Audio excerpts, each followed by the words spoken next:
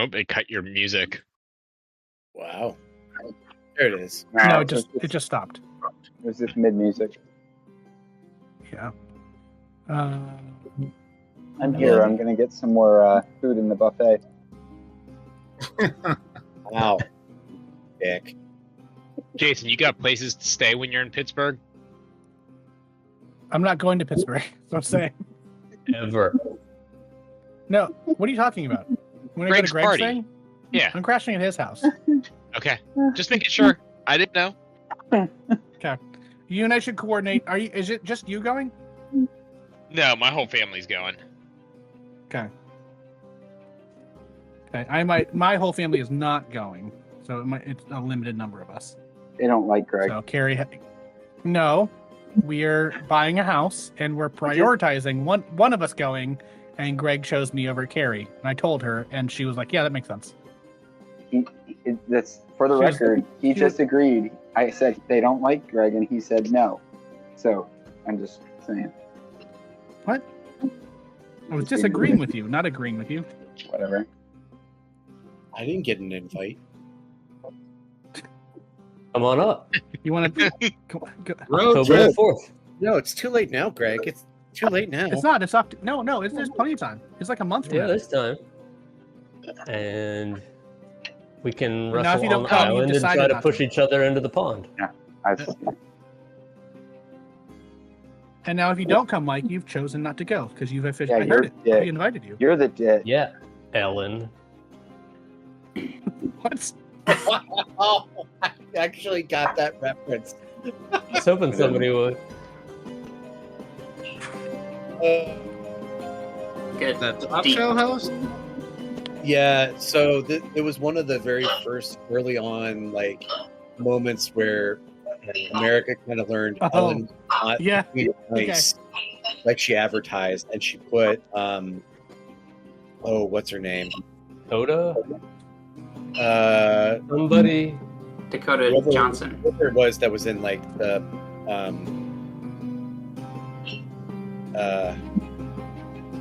Dakota Johnson, I think is who it was. Put her on the spot and said, "You had a birthday party. Why didn't you invite me?" And she's like, I did." Like, she totally put her on the spot to totally embarrass her. And it was like, "No, I invited you. You couldn't. You said you couldn't come." That's amazing.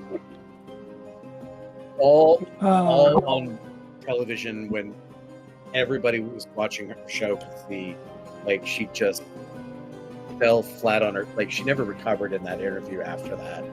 It was super awkward the whole time. Thank you. Is this Julio? Yes, it is. Or is it Weird Al? I thought it was Weird Al. Brothers. This is not like a Johnny Cash doing Hurt situation. He did not make the song his own. I don't know, man. It was better. Was it though? It didn't have Michelle Pfeiffer in it. It had It must have fallen off the shelf there, yeah? much better. I guess. Had Tom Brady in it. Come on. If you're into that kind of thing. All right. There's a child yelling right outside my window. Can you hear her? Nope.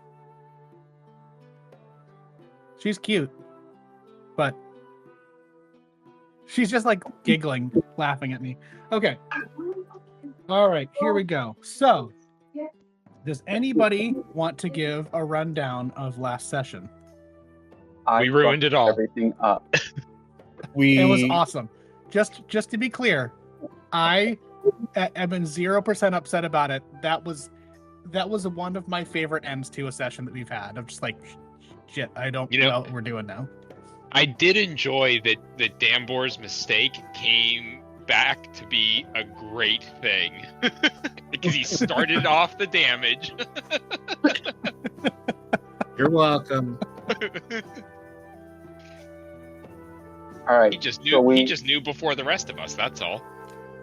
Did we start? We started with getting to the hotel, which was a weird thing to talk about, and spent the night, and were given like access and the whole thing, and had a mini fridge that wasn't called that, and showers, and that was a whole thing. Excuse me, a mini what?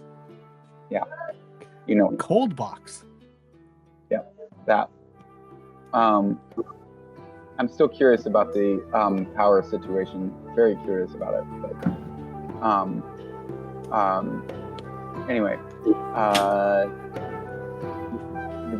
there was a whole bunch of exploring the room and going to sleep and waking up in the morning. Does anybody want to add to that, or does it matter? Because people were following us, I have been doing things like putting traps around places. Cool. And that happened. That continues the next morning, that there was a weird guy, and I kind of threatened him. Successfully. Me. Oh, and we were at breakfast. Well, yeah, so then the next morning we went to breakfast, and some of us didn't bring any of our gear, and some of us brought all our gear, which ended up mattering. Who talked to, is that Jordan that talked to? No, Sean talked. Jordan talked to the dude, right? That's true. Yep. At breakfast, and then there was a woman ran in screaming. Some people went upstairs. The rest of us went out to go figure it out. We went in a big battle. Danbor misheard something, and I got pissed and blew a guy up. And it was Mechanist, the guy that we were supposed to be meeting. Wait, It was No. the archer. Yeah. Oh, that's right. The archer took out Mechanist, and we took out the archer. And the archer was sitting was eating with us in breakfast, not with us, but right. He was in there. It's unclear if that was the same person or not. It's the same person. It was the same person that Sean talked to. Oh. Okay, Ah. well then never mind. And that was there the day before at the restaurant? Yes. Yeah. Yes. And he was calling Sean brother, right? He threw some things out there like, what's up with you? We like the same stuff.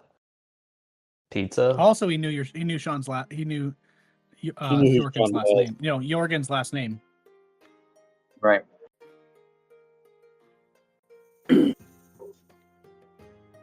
And then, Sure. and then what happened? Does anybody remember what happened at the very end? Yeah, I got transported to some prison place, bright white lights. Nobody knows where. I was invisible to the group, so they don't know what happened. Correct. Sorry, And but this song came out in my head. I'm like, oh, Green Day's new album, 20 years ago. Even How I'm dare not you. that broken on my timelines. I do think about it as Green Day's new stuff, though. I'm with you. And Funny. you showed us that place, Jason, but we haven't seen that place, right? Correct. Yeah, like our we characters can- haven't seen it. So Can you see it Mechanist now? is there. Okay. No, Nope. it's got the Okay. screen, the ready What, an screen. owlbear? I'm not an owlbear. Yeah.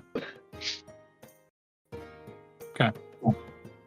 But as far as up to in the story, Danbor wakes up and he's Mechanist there, but all his gems are gone?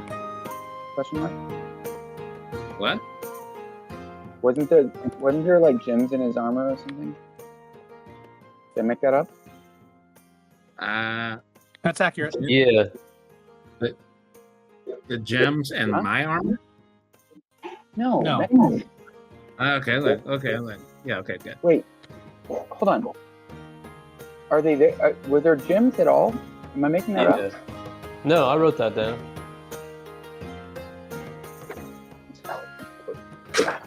Sorry, I went over to Owlbear and I'm not looking at Jason.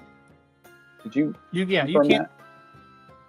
Yes, there were gems, and then they were missing. Okay. The reason I remember there being gems is I made a comment to somebody about the fact that they were. It's Infinity Ultron. Mhm. What it made me think of. So.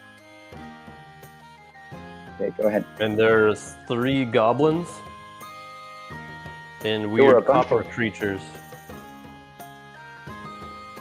Wait, the 3 goblins were like on beds, Yeah.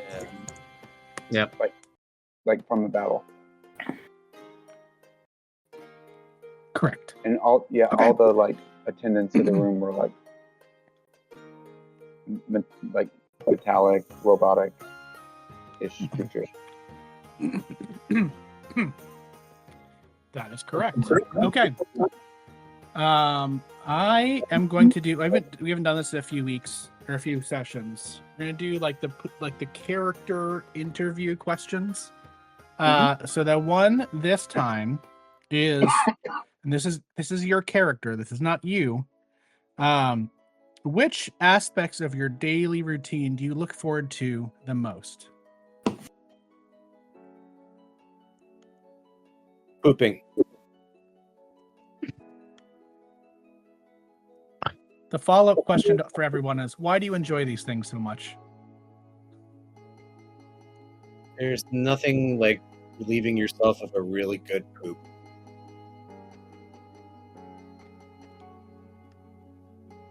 Okay.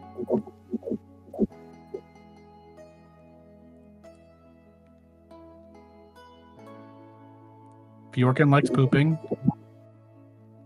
Anyone else? Favorite routines.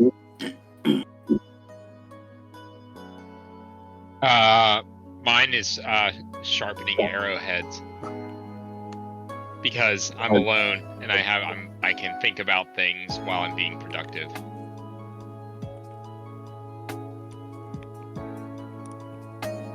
Grom likes a nice early morning because he appreciates the solitude. He'll like steal away and sit next to a pond or something. Okay.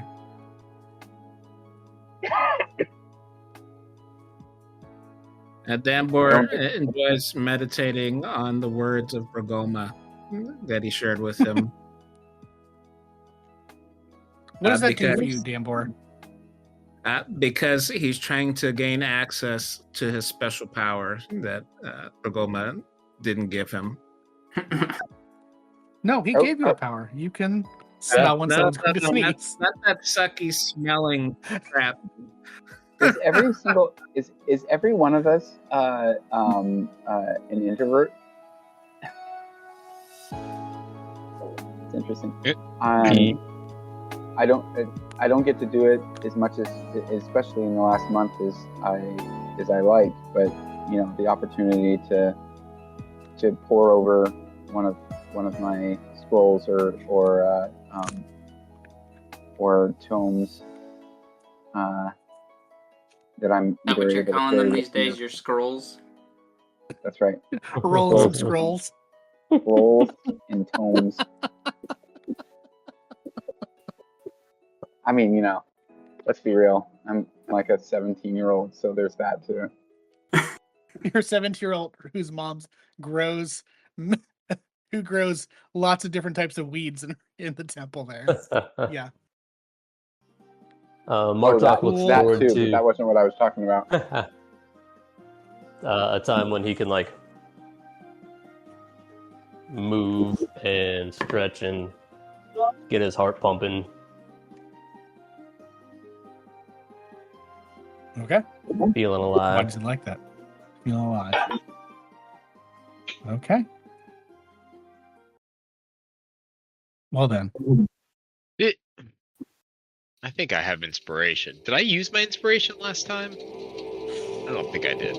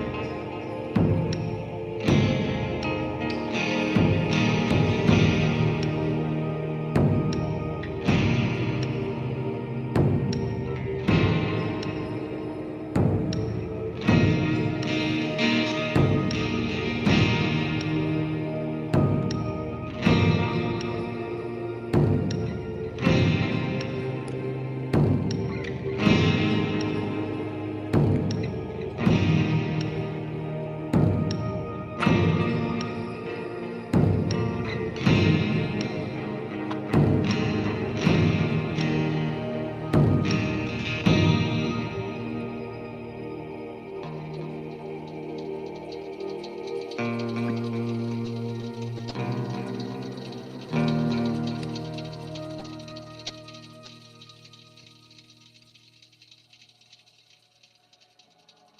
could not be happier Damn. that we have a What is theme that? song. I could not be happier You that we what? have a theme song. I love that we Dambor. have that theme song. You awaken in a room that you've never seen the likes of before. The ground is made of what appears to be a smooth, maybe almost marble, but pure white with black lines between it. You sit on a bed that is made of, it's perfectly comfortably soft, but it is made, like the frame is metal, and you're probably a good 2.5 feet off the ground. There appears to be wheels on the bottom of the bed, and around you there's a number of other beds as well. Immediately next to you lies what you can see is probably the breathing body of Mechanus. And around you there are a number of other people standing kind of directly above you, though, is what you might describe from your position as possibly one of the biggest orcs that you've seen. Bigger than Grom, bigger than Martok, and definitely uglier than the both of them.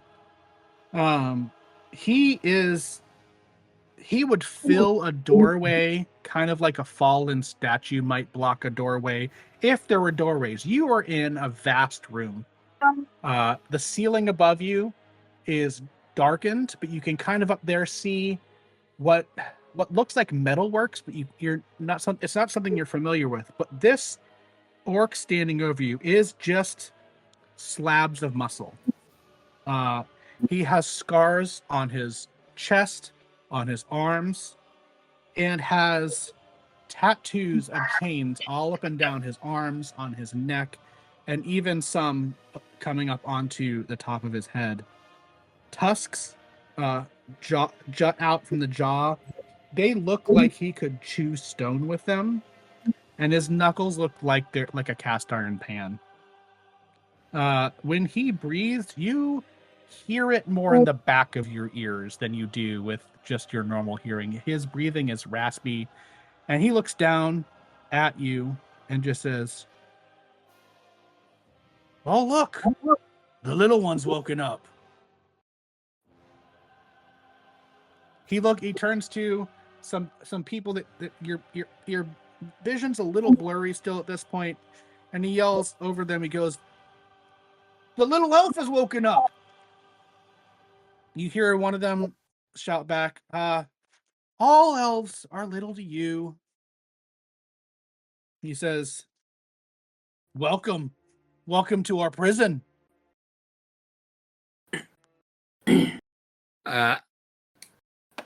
Who are you? I'm Grakthar of the Iron Chain. I'm Grakthar of the Iron Chain. I am here, same as you, captured by these moving objects, these living, moving machine objects that dare to try to keep me in place. And you're here now with us, and I see you brought a friend, and you brought some goblins with you as well, it seems. You look over, and there are, on the other side of Mechanus, there are 3 goblins also laying. One is wearing a bright white loincloth. It just barely over him, just a little bit of goblin peen sticking out from the end of it. And there's 2 next to him. They're kind of a little bit more rangy than each other. And let me do one thing here. Did I? Oh, I did. Let me change so you can see what I'm talking about here. Oh, are you not working? Well, my DM screen showing the images is not working for some reason.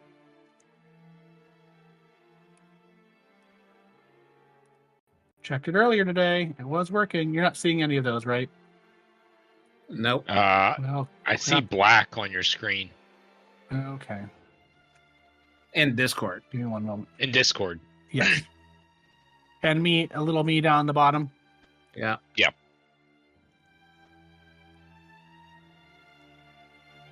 Well, while you're doing that, I immediately start looking for if I'm wearing my armor and have my weapons and shield. As you search kind of yourself, you are without any of those things. Damien, what is Dambor's casting focus? Do you remember? Focus. So all casters need to have like a casting focus, something they use to be able to cast their spells with. I believe you had a crystal of some sort. Oh, I don't know where would I see I think that? the other option is you could use spell components, but I don't think you have any components. You definitely Like, don't have your components on you I need that even for cantrips. for anything. Yes. Let me see. You have the only thing you have other than the white robe on you is your amulet of Bragolma. Okay. And that would be your thing that allows you to cast spells. All right. Am I shackled to this bed? You are not shackled. As you look around, you see Mechanus isn't shackled. Obviously, this orc is walking around. There's no shackles on. It doesn't look like there's any shackles on anyone here at all, other than the tattoos on Grakthar. Okay. So I get up and I ask Grapthar how long he's been here. Sorry, give me 1 second. I don't know why this image thing isn't working.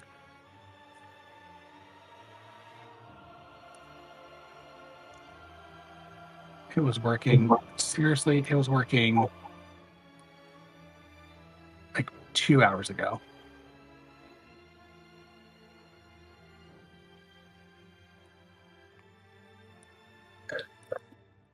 Give me 1 second. I will get there. I promise. I believe in you.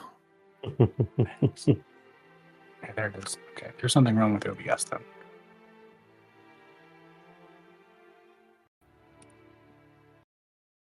You're using OBS. Yeah.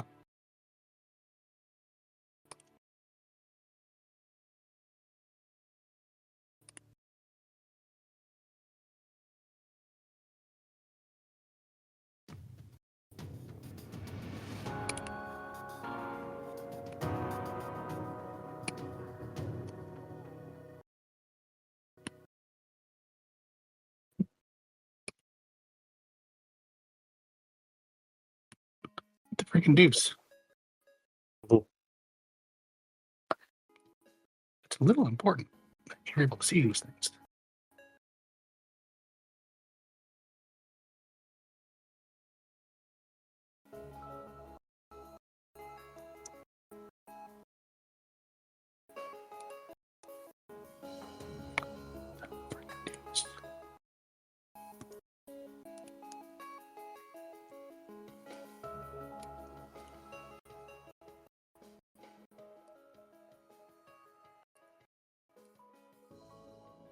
Okay, well, I'm going to try for 2 more seconds here, and then if I don't get it to work right. We'll have to use our imaginations. Or I'll just drop it in chat and we'll go from there. I discovered a new drink on this cruise. Tell us about it.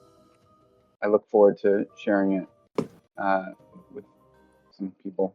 It's just a rum. It's a rum old fashioned. I'll need to go look up again what they put in it, but it's got a There it is. spiciness to it. It's really good. That dude's big. The spiced rum, or like an aged one, or or a white rum. It's good question. It must be a It's not a white rum. I think it's a spice rum. Yeah. Okay, Oh. back to here. Damien, you'd asked a question of Gregthar. How long have you been here? Yeah, how long have you been here, Grapthar? He says, "Oh, I don't know how long I've been here. I know that," and he points at a human over there. He goes, "I know that Varnus has been here longer, and Soraya has been here longer still. And then there's Ilyana. She's like a grandmother here." He says, "To tell you the truth, without sun, without stars, without the moon, I don't know. They keep it bright like this kind of all the time. They will, if you ask them, turn the light off over the bed. They'll make the light go dark over a particular bed, but it doesn't change anything." Hmm. He goes, "I've eaten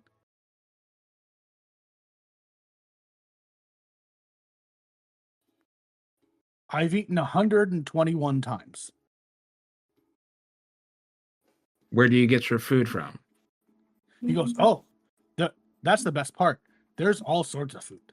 And he points across. You see, he points across kind of to the other side of the room, and on the opposite side of the room. So this room is laid out like a square cross. Where you are is what you can think of as the east side.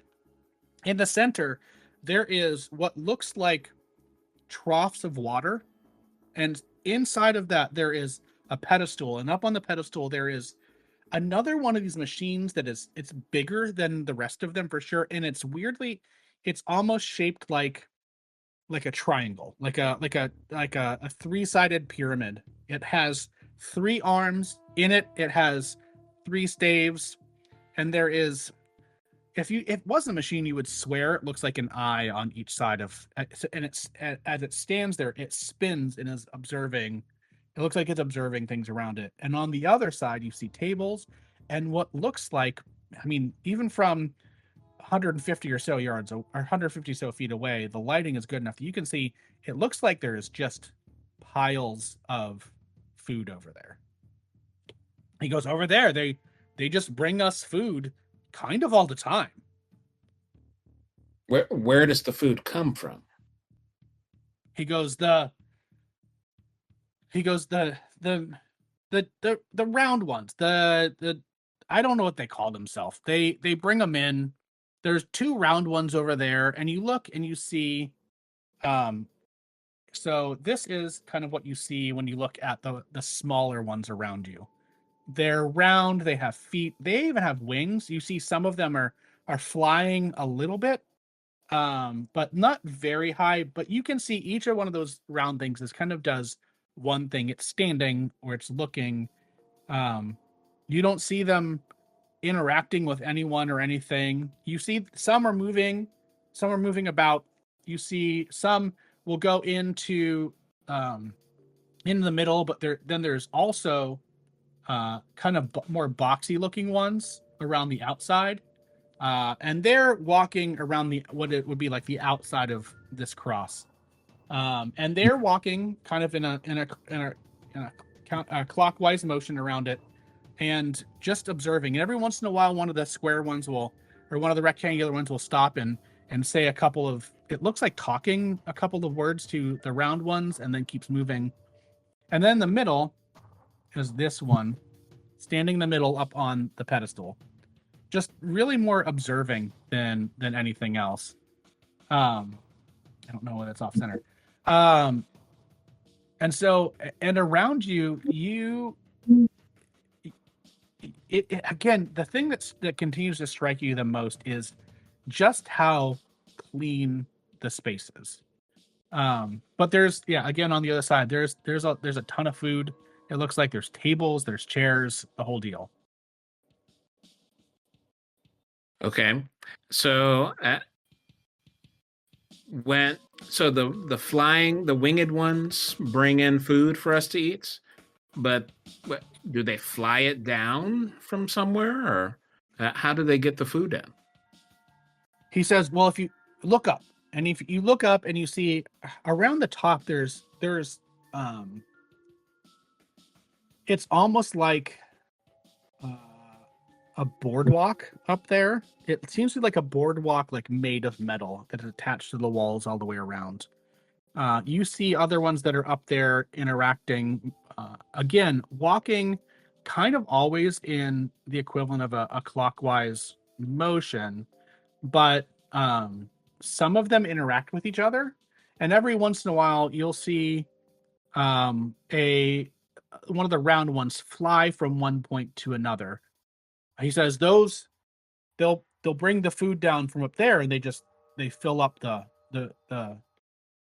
shelves over there. But I mean, I have to admit, it is really pretty nice just having servants like this.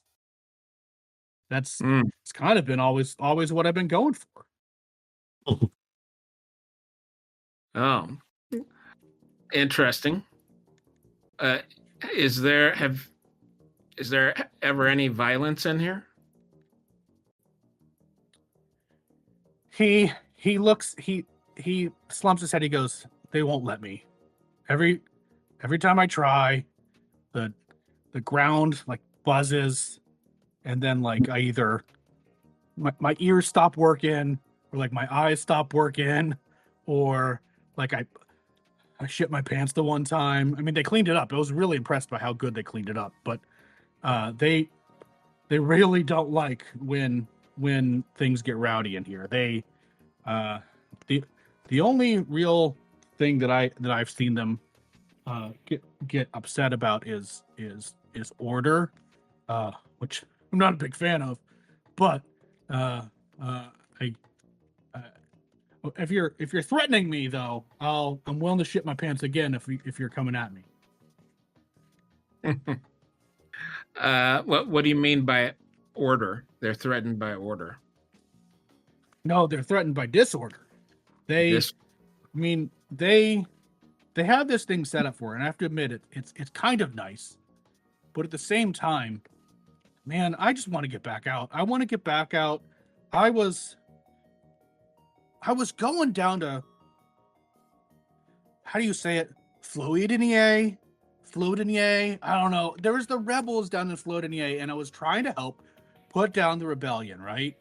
And I got caught up by this group of jerks that they shot me with like an arrow or something, and I ended up in here.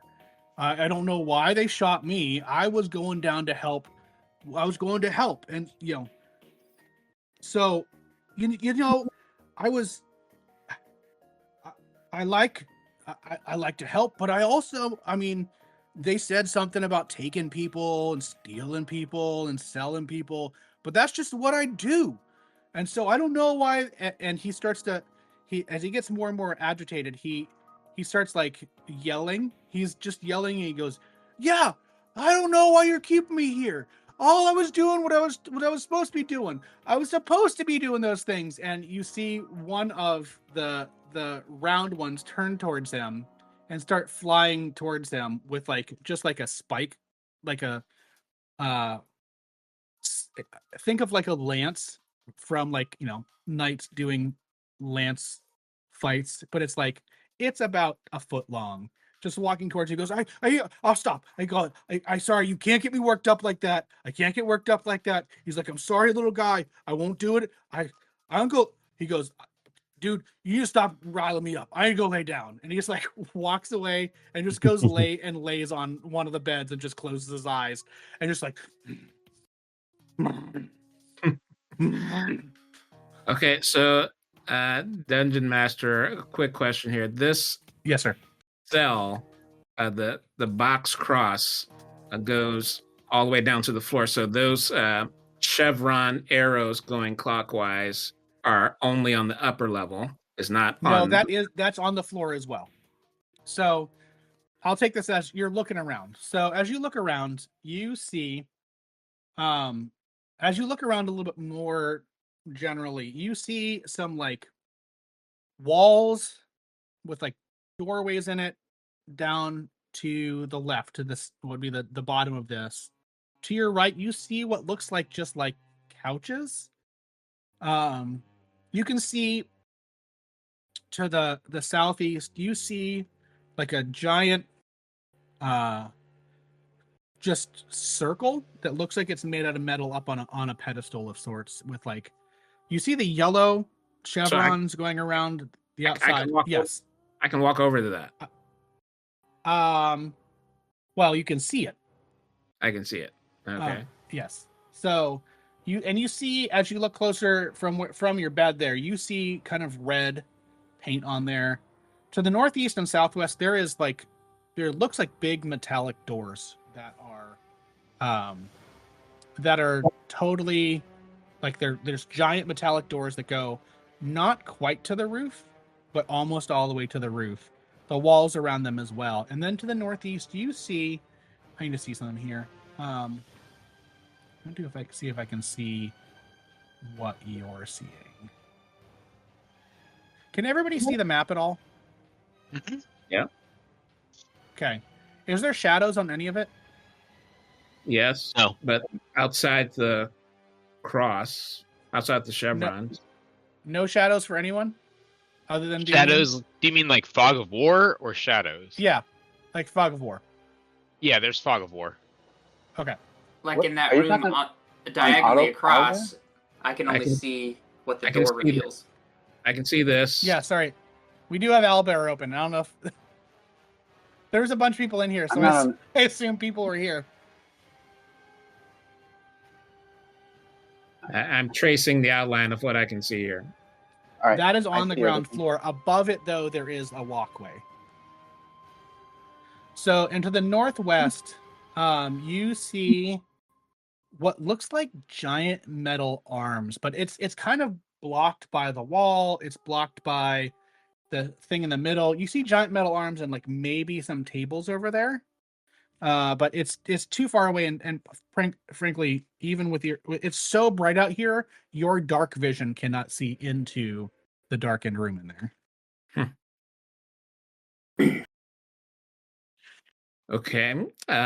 So I walk over to one of the round things with wings, and try to have a conversation with it. Okay, go ahead and move your. You should. Are you able to? I guess you can't. Let me assign this to you. You should be able to move your character at this point. Okay. Okay. I need to find a sheet of paper. I'm sorry. Take these notes and then lose these notes, and I have the notes. Go ahead. So as I look around, as I'm walking over to this thing, the only exits I see are the potential exits are these closed doors on the northeast, southwest, and I'm not even sure what this thing is in the southeast corner. Correct. But I will eventually check that out. Correct. So I walk over to this creature and I say, "Hello there. Are you capable of speech?" It looks at you. Yes. Excellent. Can you explain to me what is going on here? No. Can you explain to me when I can leave or how I can leave this place? No.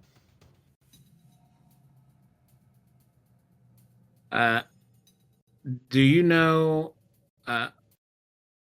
where the bathroom is? Yes. Can you share with me where the restroom is? It stops for a second. You can hear inside of it, like gears turning.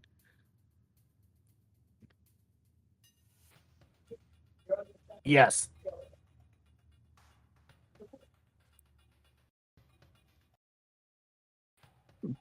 Please share with me where the restroom is.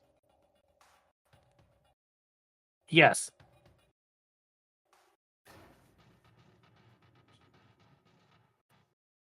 Okay. Well, this has been a conversation.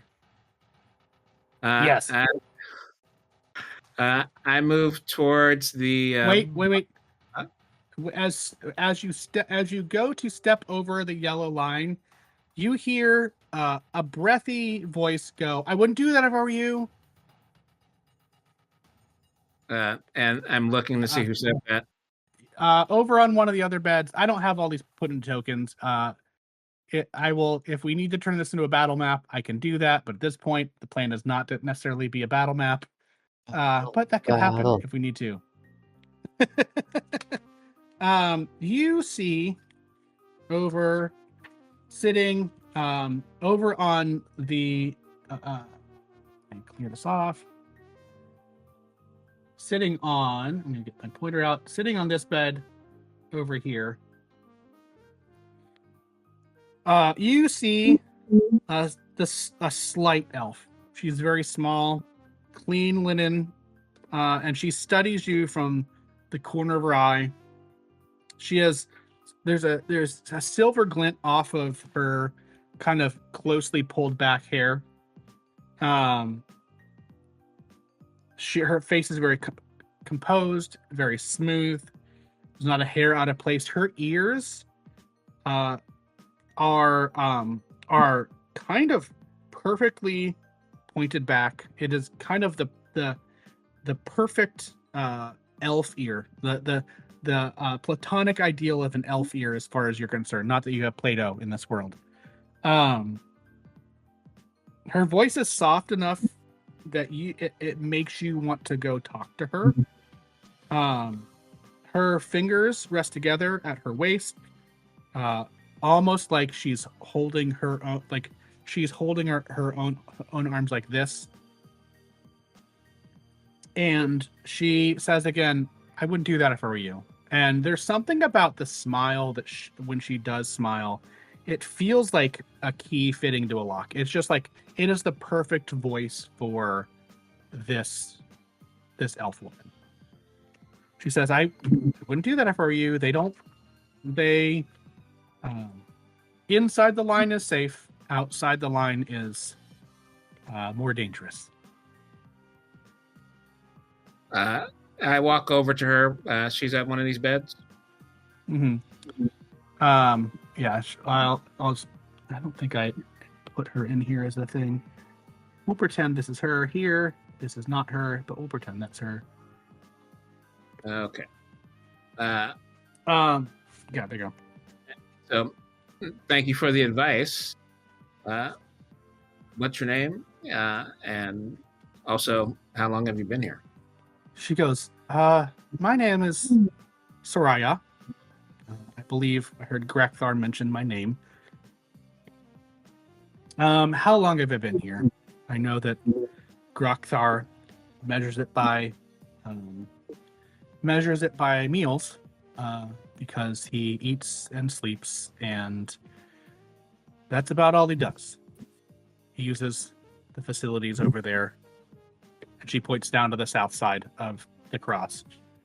Fortunately, he when he's able to make it there, he uses those as well, but pretty much eats, sleeps, and does his business there. And she says, "Really, how long have I been here?" Well, I try not to dwell too much on that, and I try to sit and be at peace with where I'm at. You know, sometimes when you're trying to improve people's lives, they don't appreciate it, and when other people seeing you do it, they also undermine you and send you to places like this. How long have I been here? My guess is a month, maybe 2. How did you end up here? Well, I was transported here, seemingly with magic, during a battle. Were you battling alongside the gnomes and the man in metal, or? I was close to the man in metal. We had a bit of a misunderstanding. But I'm here now. And, I want DM note again. The guy in metal is not the guy that shot you. Oh, what's his name? His name is Mechanus or Abdon Ambergree. Okay. I came here with Mechanus, who's still on the bed here. Mechanus. She goes, "Oh, that's a name. He thinks highly of himself, does he?" Well, we're going to find out. But you've been here long enough to have wisdom about not crossing the line. I'd love to hear some more of your wisdom. Have you tried to escape? Are there other dangers in here that I need to be aware of? It's just dangers. No, there really is no dangers. You're here. You're in a prison. And how long we're going to be here, I don't know. Fortunately, you and I as elves, we have our minds about us to set to meditation. So you had to sit and they had to come and do the thing? Hey, Corvero, Nothing we can fair hear you. because you just won $8,500. He was so. I stood there like the woman sitting next to me. I'm muting Josh. She's like, "Oh my god!" I was like, Heather's. And I was like, "What?" Like I'm like looking. It sounded like at she her, wants some money. What just happened? It was one of those. I'll bet it gets What was some. the question? Babies What where was the question? Sorry. Like, you can get the mini, the minor. Okay. You answered the dangerous question. Have you tried to escape? The one game where you Escape. Like She goes. of, 3 by They're 5 games and you hit these machines. 3. Yeah. Like that. The round ones watch. I The matched square the ones 3 patrol, majors. and the One one in the middle And the grand was will talk to you at least. But $8,000. they're the round ones will give you only yes or no answers to any question.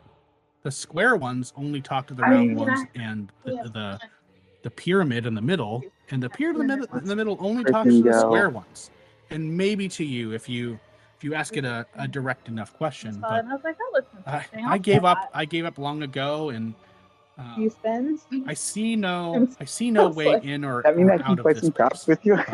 The only thing I've seen. I'm She still points in down to shock. the Like, circle I'm not. down at the bottom right. She goes, "They brought you in, and this Mechanus in, and the goblins in through that circle." And then it closed. They wheeled you in on that bed, placed the beds where they are. Yesterday there were 10 beds.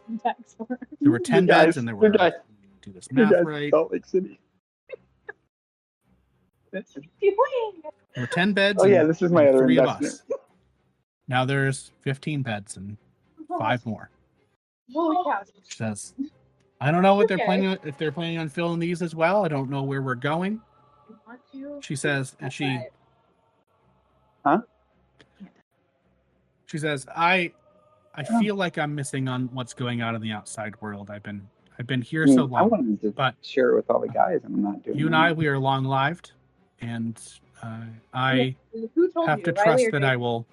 I will see the Jason? stars in the sky again. Texted Jason. He hasn't told We me. are long lived, but in order to truly live, we must live free. We can't stay here.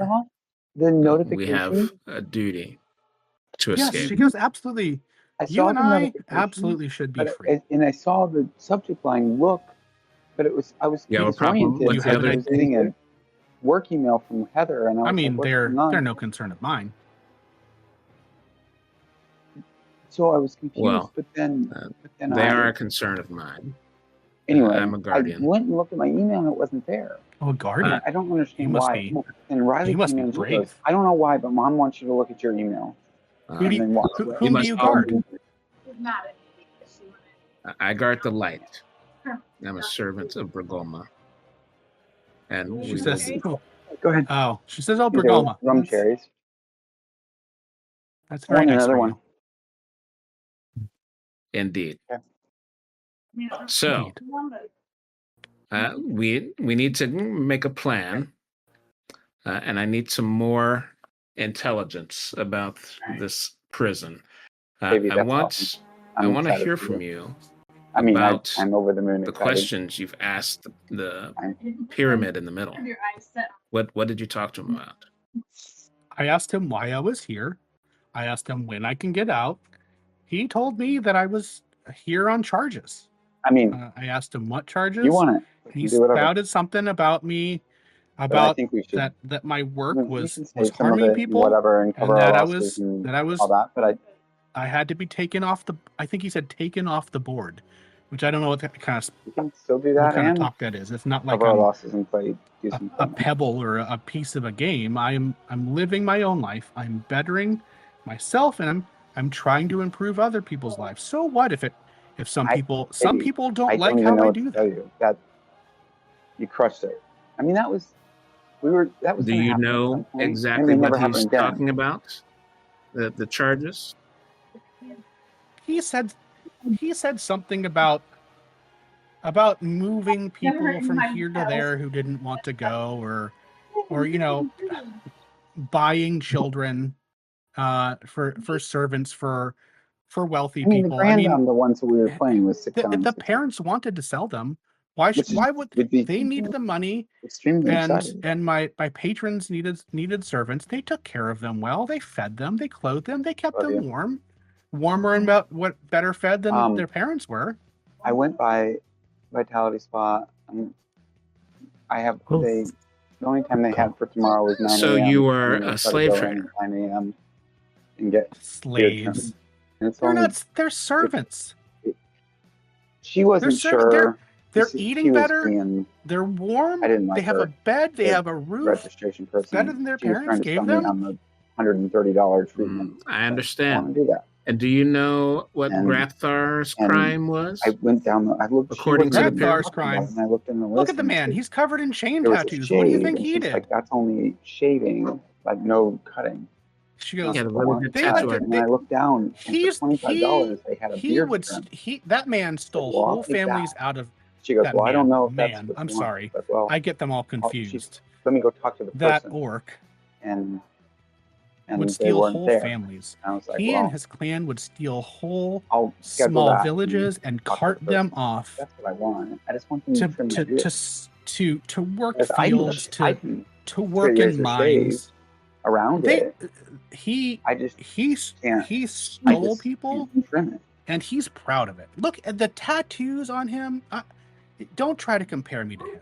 I was doing I'm a missing service everything that's going on for here, the so. children, for the parents, and for my patrons. They're trying. Huh? And it sounds like you were trying to make us out to be the same type of people. I'm sorry. I don't know if I. She as she's talking, her voice gets a little bit less breathy. She gets a little bit as she gets more and more indignant. Her put together visage kind of falls. As she starts getting riled, you actually hear behind you. You go, "Hey!" You hear a voice going, "Hey, get me out of here! Hey, I can't move. Why can't I move?" One of the goblins. You turn around and you actually hear the voice coming from where Mechanus is laying. You can see him like red faced in the visor of a helmet, going, I can't get out of this thing. Why can't I move? Where are the gems? I can't move. He said, when I get out of here, oh man, they're gonna, they can't do this. They can't steal those gems from me like that. Where are we? Why is it so clean here?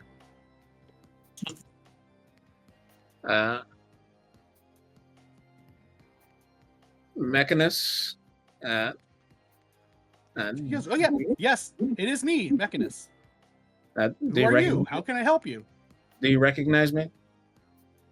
Do I recognize you? He said, should I recognize you? Oh, were you fighting the goblins with me as well? I saw you for a moment as I bravely swooped in to save the day. Yes, I was there. I'm Dambor. I am a guardian. Dambor, welcome, Dambor. I mean, I say welcome. I don't know where we are, but welcome to my presence, Dambor. Can you help me out of here? I'm new here too. I don't know. No, I mean, he goes, I can't move. Can you help me out of the suit? Oh, it's the suit that's holding him down. Okay. I can't move. He goes, I can do this, and you see him like strain real hard, and like he lifts one of his hands up, and it's like it chunks back down to the bed. Okay. So your suit doesn't work without the gems. It seems that our captors have taken them. He goes, of course they would. These brigands. Are our captains is this a goblin prison? Are we in these are the cleanest goblins I've ever seen. He goes, maybe I was wrong about goblins. This is definitely not the work of goblins. It's far too sophisticated. He goes, that makes way more sense. But he goes, how do we get you out of your suit? He says, since it's not, he goes, this is not working. What I need you to do, and he like kind of points with his jaw. He goes, there's a latch behind where my left ear would be. Can you undo the latch? Let me look for it. I examine it and give me a dexterity check. I saw that eye, Sean.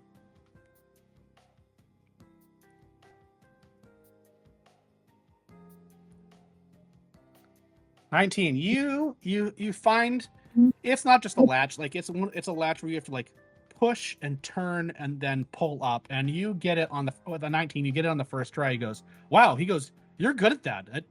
It takes my employee it takes Reginald a couple of times to get it on me. So I appreciate you getting off. He goes, man, I can breathe. He goes, can you? He goes, just below that, there's also a latch for both each side of my arms. Can you get those as well? And you don't have to do another roll. You've figured out, you got it the first time. You get him off. He goes, oh, that's a lot better. And you see him reach up and like he reaches like up around his like big barrel armor chest, and he gets it off. He goes, oh, that's a lot better. That's much better. Oh, I couldn't breathe for a second. And he is, when he finally steps up, he is wearing it's just tidy whities. He is just wearing tidy whitey, but he is as a human, probably about 6 feet tall, gray, like salt and pepper, gray, slicked greasy back hair. There is no hair on the man that you can see other than the hair on his head. He is perfectly smooth, like baby skin smooth. Fortunately, he's wearing his tidy whitey, so you can't tell if he got a Brazilian or not. But he goes, man, it's nice in here. It's not too cold. He goes, the floor feels nice. He goes, where the hell are we? The best I can tell is we're in a prison, and these winged creatures and the box and pyramid creatures are guards keeping us here. and punishing us if we step out of the line on the ground. He goes, prison, how do they not know who I am? He goes, I'm Abdon Ambergris. You don't send me to prison. Ignore the size of that thing. Holy crap, what was that? Don't do that. Don't be like that. Weird-looking golem. I'm inserting the goblins now. Just I'm putting them in their beds. They're still asleep. There's not like a goblin attack coming here. That wasn't supposed to pop up that big. Okay, good. It's gonna be a giant as well. And I explain a little bit more about the guardian, the talking, levels of the creatures, and how we have to either try to communicate with them to get us to let us out, or find a way in the right time to go through the doors. Check, but we first have to get past the line to even check the doors. The line, he goes, I'll go talk to them. I'm good with machines, all right. He goes, he looks around, he goes, do they have eyes? Are they? Wait, you talk with a machine? Yeah, it wasn't a very productive conversation. They only answer yes. I explained all this before. Okay. The yes, no responses. Do you think so? The circle ones don't say anything. Do you know if the square ones say anything? The square ones only talk to the round ones. He goes, it's okay. They'll talk to me. And he hops up and just starts marching straight towards this one down here, next to not the rest of the squadron, but it looks like the rest of the squadron. No one says anything as he crosses the line. I already told him about the line on the ground. and he's just gonna. He says it'll be fine. It'll be fine. They know who I am. It'll be fine. As he gets there, there's just a little I can only describe it as like a burp of lightning, and he gets just thrown back and takes some damage. He goes, hey, you can't do that to me. I'm Abdon Ambergris. I'm Mechanist. And at the moment that he says Mechanist, they all of them turn towards him and say, and all the round ones, you hear all the round ones go, no. And with that, we are going to leave this scene and jump back over to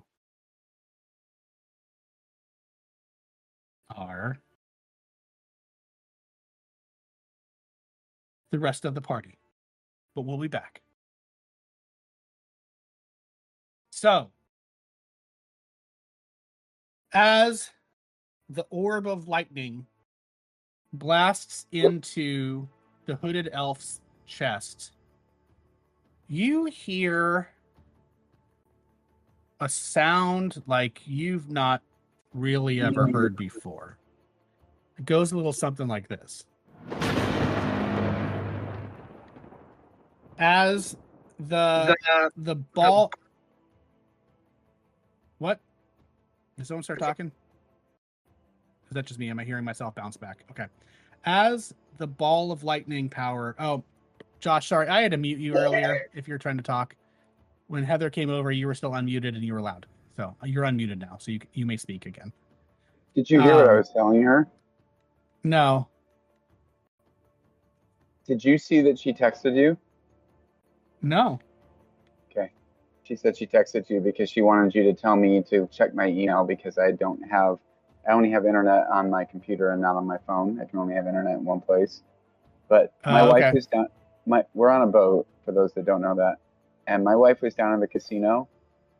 And on a 75-cent bet, she just won $8,495. Holy crap. Whoa. I guess you're going on another cruise soon. Yeah, we're. I think we're gonna. Don't tell my Just gonna daughter. live but there for the next few months. I think that's the money that we're gonna use to buy my daughter a car. Uh, but yeah. So that was what was going on. Wow, look at you. That's That's cool. wild.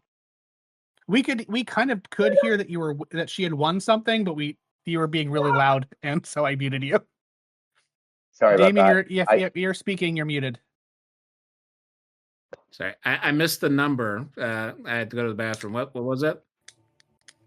$8,495 on a 75-cent bet on That's cool. on a slot machine. So Nice. anyway, let's keep going. Awesome. Yeah. Cool. Clearly, D&D and Yeah. making money. So you hear again this sound,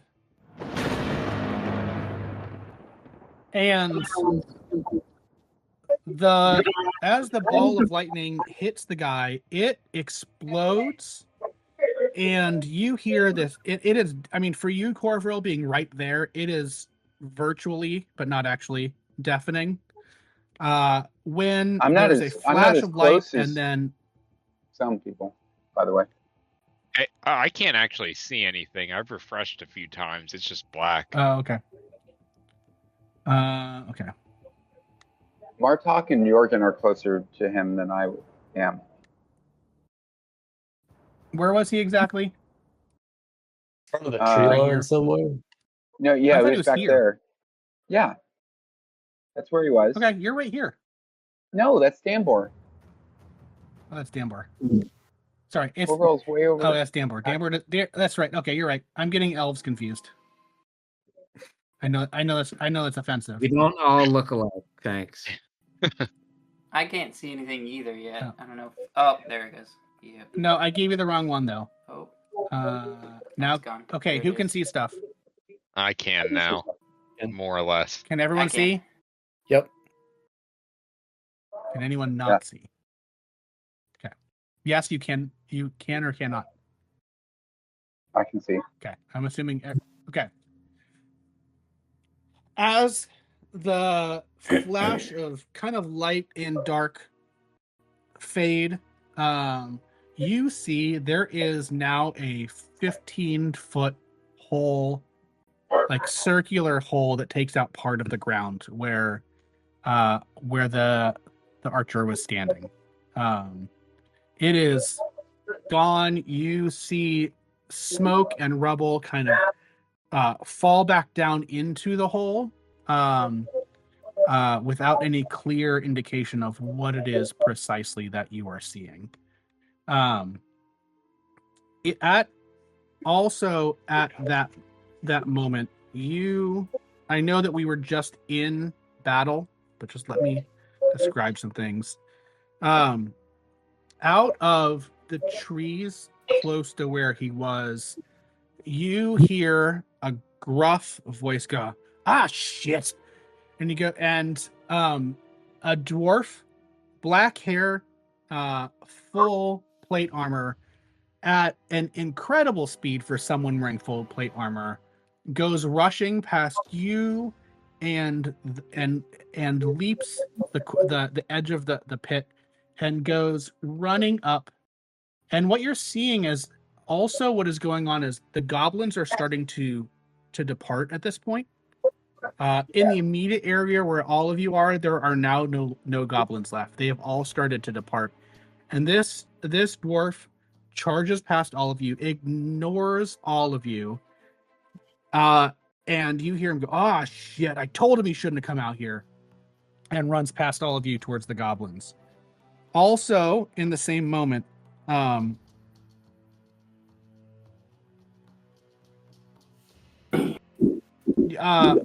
the front door of the inn kind of gets kicked open, and the gnome that was eating pancakes comes out. It has its give me 1 second. Why can't I had a map piece for this one? So the dwarf. Oh, I need to refresh what people you see. I'm sorry, I've been doing a bad job at that. So, I was gonna say for all of you something, that didn't see Mechanus, that's what Mechanus looks like if he was not in a prison. The dwarf that runs past, this is what the dude looks like as he runs past. The gnome comes out, and like I described before, kind of looks like a small middle-aged woman. Comes out, and you also hear her go, I knew this was gonna be a bad idea. I knew him coming out here was only gonna cause trouble, and points one of her like pulls a tube out and like flings it, like doesn't throw it, but like almost like she's casting a spell towards Corvoral. And Josh, does a 22 hit? yeah, 22 would Okay. definitely hit. Okay. I know you have shield and stuff like that. I wasn't sure. So I she. didn't cast Okay. shield. But, yeah. Okay, just You can now. It's a reaction, right? it is a reaction. Yes. It would still hit. Okay. Okay. Different sheet of paper. Here we go. This one. Okay, it hits you for 8. Not 48, just for the record. It hits you.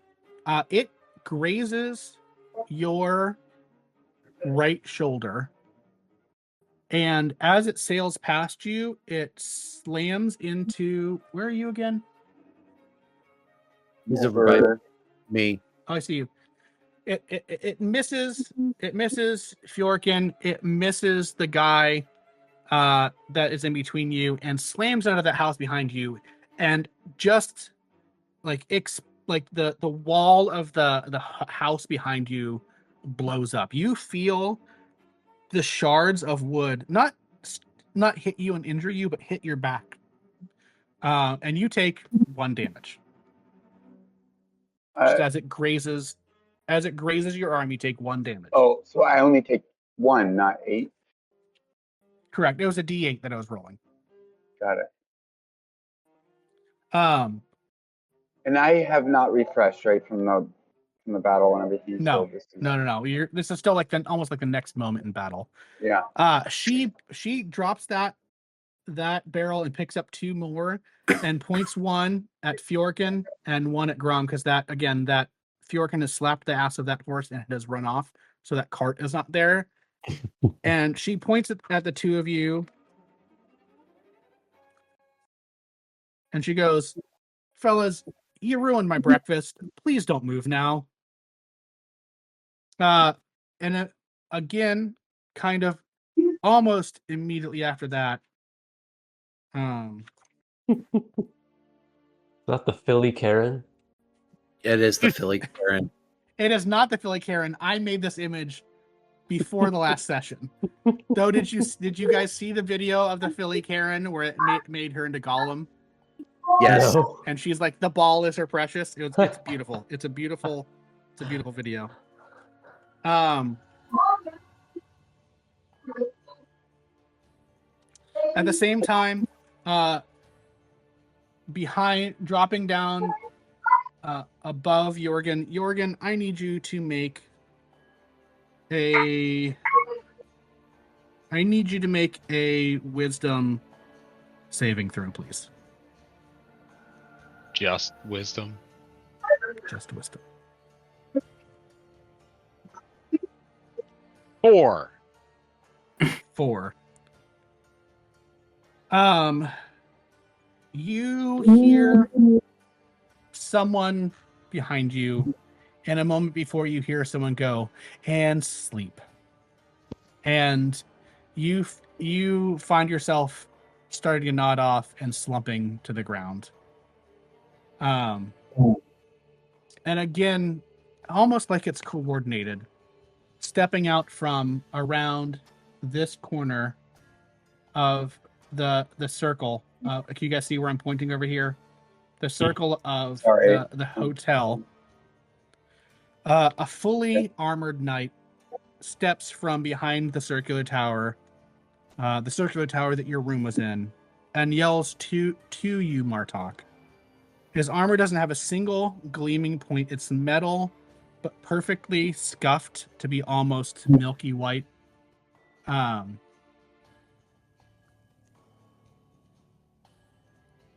He has what appear to be horns, but like rounded horns coming out of the top of his helmet.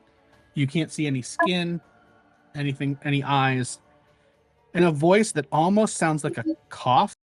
And he says it like there's almost like there's extra consonants in there, but not like an Eastern European extra consonants. Like he is just, as he speaks, there's extra consonants. He says, "For the good of all here, stand down. We mean you no harm." He says, "Our compatriot meant you no harm. I don't know why you attacked him." I say, who are you? He says, I am Arathan Mulgore. The four of us and our compatriot are members of the Brigade of the Broken Chain. We are here to capture Abdon Ambergree, which we appear to have done. And he looks to Jorgen and he goes, and Jorgen here was once our brother in arms. I do not know why he also joined in the attack with Abdon. What is your business with him? Who? With Mechanus. He just says, with Abdon Ambergree. What is your business with Abdon Ambergree?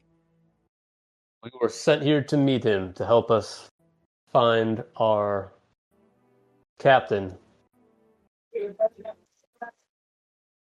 We believe he has skills or knowledge that could help us find the whereabouts. Skills. Yeah, sure. Skills. I'm sure he has lots of skills that are you paying him as well? I don't know what my bosses have arranged. I was just here to meet him. Your boss, who is... He goes, I assure you, we mean you no harm. We know who you are at some level. You are from Jewel Run, yes? That's correct. He goes, and you are the ones that led the raid against the cult. Yes, we're guardsmen. You're a guardsman of Jewel Run. Okay. He goes, he has a sword in his hand, and at that moment he turns the sword down and sticks it in the ground. He goes, I assure you, I mean you no harm. He still has a blade sheathed, but he has stuck the tip of the other one in the ground and just is holding hands open going, I have no quarrel, I have no fight with you. May we speak? We should do that. Do you have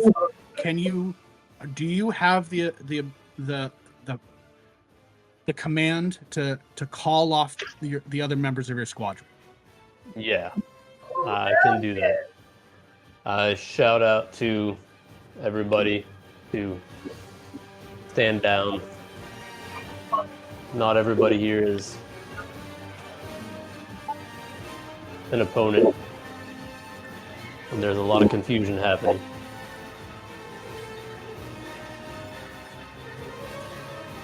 I turn to the woman and I say, you heard them. We're standing down, Karen. And I use the dwarvish version of Karen.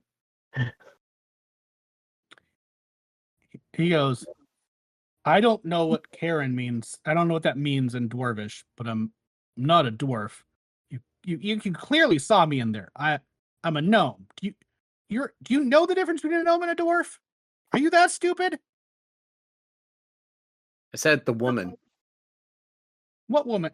What woman?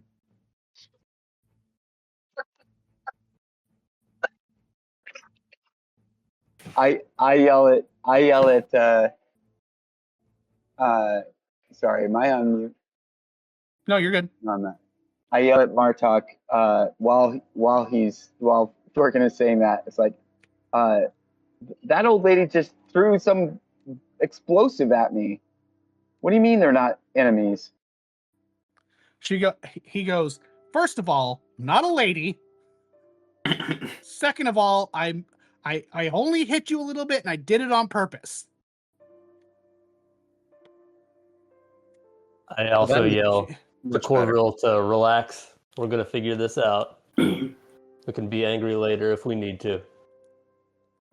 She goes, you're getting me saying she. He That's he how goes, you said they look. He looked. he does look like a middle-aged grandmother. I did say that. Okay. But it was a he. So that was my perception. I know. I'm saying I'm screwing up and I'm saying she, but it's not she. Your perception isn't wrong. I'm saying the wrong words. I'm just saying you're getting me. One second. Okay. Mike, we're playing. What Jason's saying is we're playing too well. Yeah. Always. That happened last time too. She he G looks to you Non-binary? and looks to you, Fjork, and says, "Are you good? Are you good?" Stand down, Grandma. We're good. She looks at you, Grom. She goes, "Are you good, Orc?" I say I'm good, and then I just turn my back to she Okay. and start walking over to Martok. To them. To them, yeah. Again, it should be he the whole time. I'm not trying to play this into our world right now. And she looks at Corville. She goes, "I'm sorry that I hit you. I had to show you that we were serious. Are you good?" I shrug and start walking towards Martok. She goes, "Okay." I yell at She her goes, and say, "He's You good." just said she. He did. I did again. I know, son of a bitch. I didn't have this problem last week when he was eating his pancakes. If you I didn't know he looked like a woman last week. You just have to have like some pronouns on his chest. Yeah. That'll help you. Okay. So y'all gather up. By this point, is anyone else still concerned about the goblins or the town on fire? Before you this put guy me to sleep. appeared, I had wanted I to know. chase Yeah, you don't after get this to care mob. yet. Say that again. Before this guy appeared, I had plans of trying to chase after this mob in the upper right because they like whisked some people away. Mm-hmm. Yeah. And so my in question, reality, at this point, most of them have shitted off over here. Anyhow. Okay. So, and that dwarf has also chased them as well. So, and you said the so goblins that we're seeing are not there anymore, right? Like on the left side and. Oh yeah, those are the left that side. was my The ones. question. I'm not focused over there. So, but yes, assume that they have all pissed off as well. Okay. Kidnapped more? Have they done more kidnapping or just run away? Well, there was the one girl that they did kidnap. At glance, Jason, I see. There's the building that exploded behind me, and is that on fire? And there's another building there that is on fire. So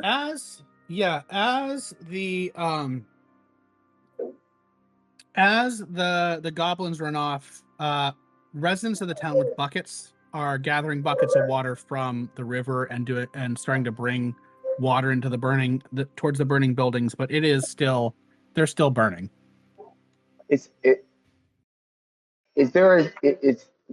I can roll for it or whatever, but do I perceive that there's people in danger? Well, the houses all there in a row there's a danger of fire spreading for sure. There is, as far as danger specifically, there's a couple of people that are down. There's a couple of individual like members of the town that are down, but the ones that were close to you are down and dead, like for sure dead. You can hear some kind of yelling and crying from farther down into the town itself.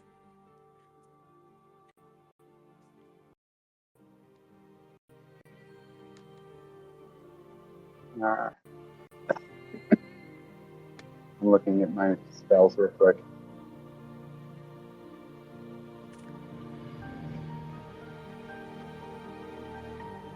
Wow. Okay. All right. Well, I mean, if I perceive that there's something immediate that's, I mean, I'm not like a cold hard asshole. So there's like Right. clearly something. If there's like a house that's burning or something that we can do to help put out an immediate fire that needs to be put out, I'm gonna help with that. Sean, give me another wisdom save, please. I've got a -1 in that, just so you know. Oh, well, that. Okay. So you slump to the ground, and, about as this conversation is going on, maybe 6 to 12 seconds later, you kind of shake yourself and kind of come to. You feel a presence behind you, and you hear a voice just say, "It's okay. I believe we're allies, Mr. Graybeard." And you turn and see this face. And you recognize this face as Celis Arkin. She was a member of. She is a member of the Brigade of the Broken Chain. She was somebody that had helped you kind of learn your beginnings in thievery, in roguery, when you were still in Bruderhalt before you left your family. You know her to be, at least at this point, you are sure that she is in every way superior to whatever skills you have. Wise. What are you doing here? Just I'm doing what we do in the brigade, and that's why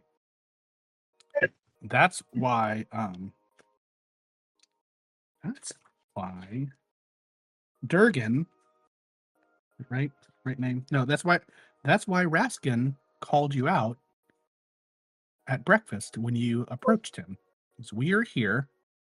And again, you recognize the name Raskin, and immediately you put together this is someone known as Raskin Vel, who is kind of a nature wanderer, but aids the brigade of Broken Chains in both capturing slavers and rescuing people from slavery. And you know that he has been someone that has been kind of a figurehead within the Brigade of the Broken Chain, someone that is a little bit of a firebrand as well, and tends to be a little hot-headed, and gets himself involved kind of outside of what the specific mission is at the time. So, what did you say his name was again? Reginald? Raskin, Raskan Vel, Vell. I'll ask her. Why did Raskin go off the rails and hit my fellow guardsman? Made him disappear. I saw that. Your guardsman attacked him when he was attacking none of you. Raskin is a lot of things, but he knows how to choose his targets well. Can anybody remember? Didn't Raskin shoot it? Did he shoot at Corval too, or was it just Danbor? No, he made he made Danbor disappear. Where's Danbor? Says Dambor, was that his name? And at this point, he goes, the one in knight's armor goes, my name is. Let me introduce myself. Let's. My name is Arkin Mulgore. I am leading this troop of the brigade at the moment. He says, we were here.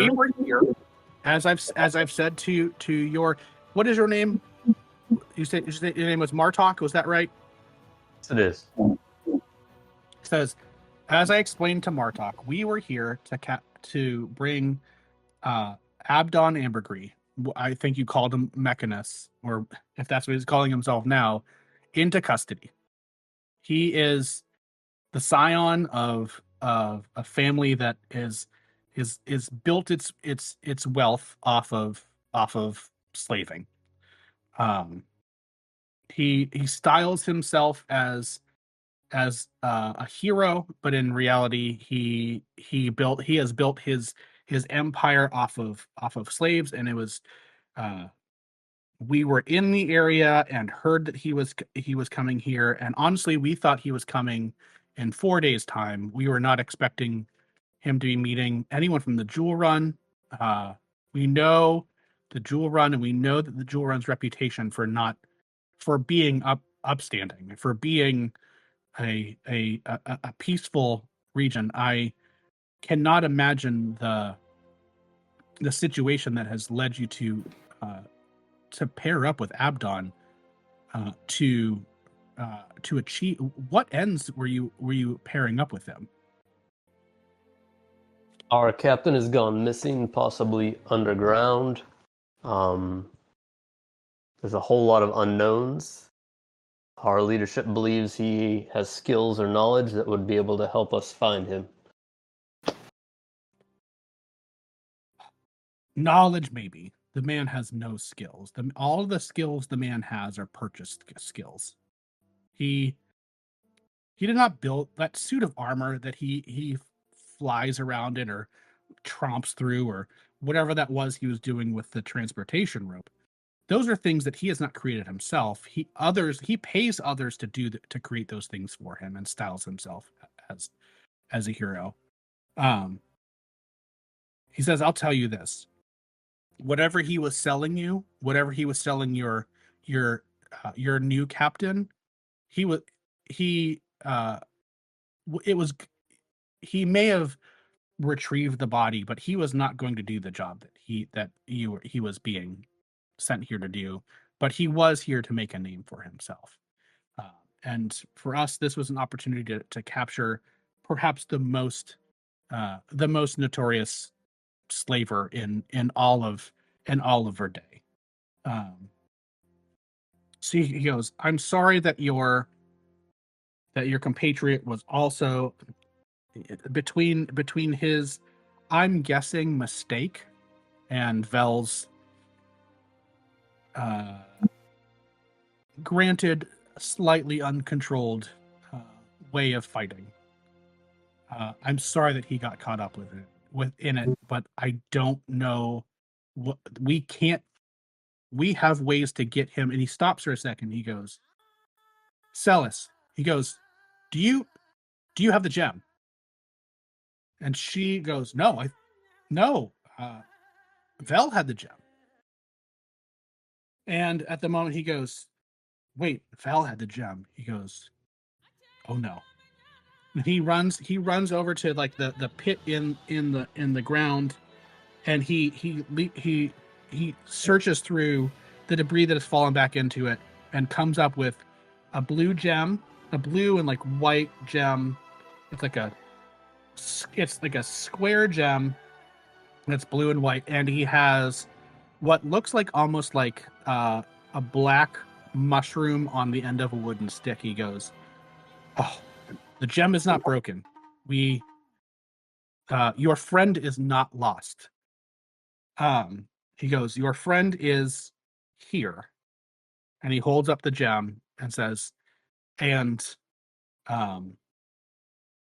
I'm guessing that so is Vel.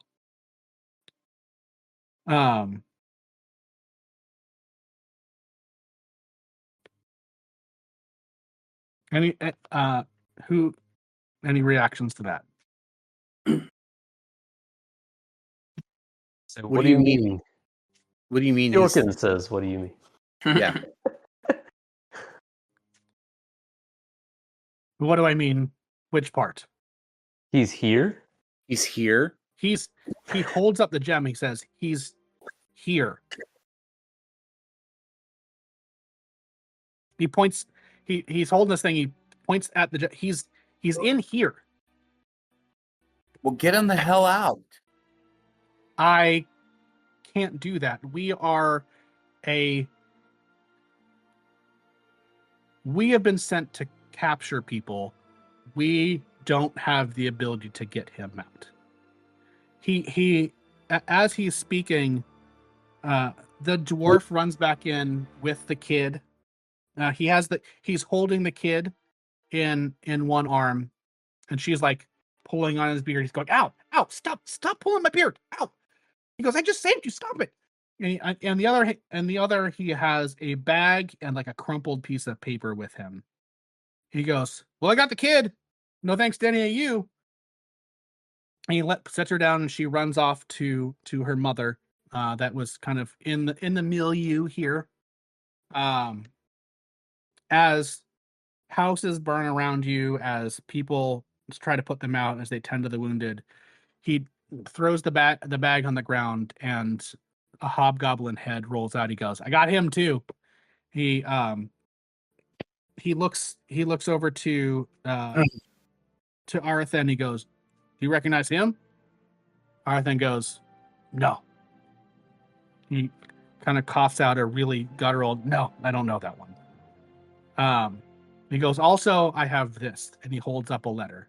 And in that moment, we are going to switch back over. Do I know any of them personally, or do I only know them by reputation? The only one that you know personally is Celis, and you would have like interacted with her a little bit. You were kind of a nothing at that point. You were kind of just coming into the brigade at that point, and she had taught you a couple of your beginning how to pick a lock more efficiently, like stuff like that. That like she was things that took her 3 seconds were things that were taking you a minute at that point, or 2 minutes at that point, and she was teaching you how to do those things. So you know her, like she would be someone that you, if Jorgen looked up to anybody, this would be someone that would be on that list of people he looks up to. Okay.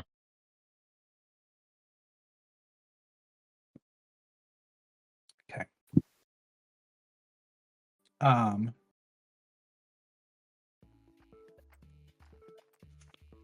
Switching back over to our elf friend.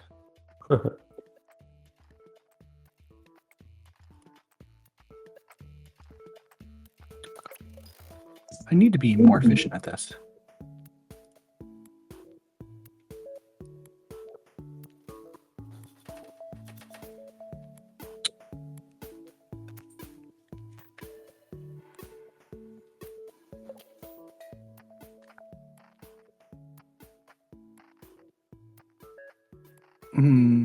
Okay, what was the last thing we did? You had just taken off his armor and he got shocked, right?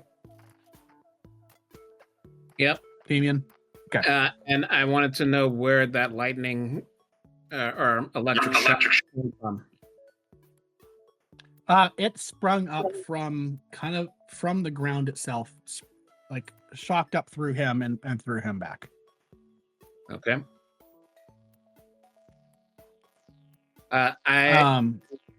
Wherever he's on the ground, I walk over to him, standing over him, and ask him,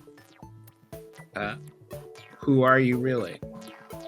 Because the flying circle creature, or I know they're machines, whatever, beings said no when you said He your goes, name. he said, well, I'm Abdon Ambergris. And he looks around. He goes, see, they know who I am. He goes, you know, when I'm in the suit, I also go, I am Mechanus. And they all turn to him again and go, no. And they turn back to what they're doing. Yeah. He goes, I don't know what that's about. I don't know. As a matter of fact, I don't even know why they know who I am. Do you know why you would be put in prison? Put in prison? No, I save people. I help people. I try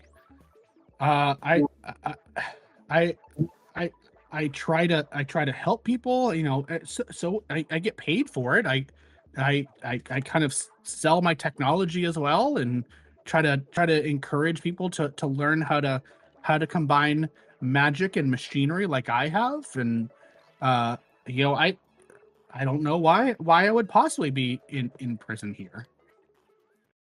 He goes, what? He laughs, he goes, haha, what are you in for? That's a great question. I walk over to the pyramid, the three-sided pyramid creature, Mhm. and I ask, why have you imprisoned me? It turns one of its faces towards you, one of its eyes towards you, says, we have not imprisoned you. You have been imprisoned by our clients. That us imprisoning you is illogical. We would not do that. We run the prison. We don't put people in prison. You run the prison. You keep people in the prison who have committed crimes, correct? Correct. What crime have you committed? Do you know the crimes that your inmates have committed? He goes, well, no. They have been sent here because others have found their crimes and have sent them here. Therefore, you have committed a crime. That is why you are here. What crime have you committed? Do you know your employers? Do you know? Employers? We have no employers. We serve at the behest of the Squadrons and the hexagons above us. We serve it at their command, and we carry out the commands they give to us. And who gives them commands? I do not know. By Mechanus, we know what we're supposed to do. We do what we are programmed, just as they above us that do what they are programmed. We carry out order because we seek order.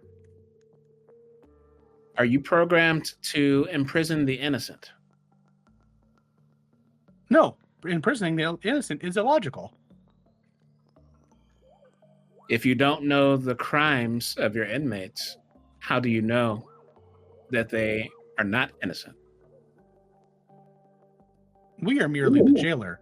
It is not our job to know what they have done and what they have not done. That would be illogical. Well, I can tell you I've committed no crime. I am a member of the guard. I'm a keeper of justice. No, he points at one of the rectangle. He goes, no, that is a member of the guard. I am a member of the guard. The round ones are a member of the guard. You are no guard here. I am a member of the guard outside of the prison, and I was mistakenly brought here. I have committed no crime. If you're a guard, then why are you in prison? That is my point to you. I am a guard, and I do not belong in prison. You should allow me to leave. We cannot allow you to leave. We do not open the door. They open the door to bring you in, and then they open the door and take you out. Why would we open the door? We guard the prison. Our clients. Who are your clients? The ones that pay us. And how do they pay you? They pay the quadrons above us, and the quadrons provide energy for us.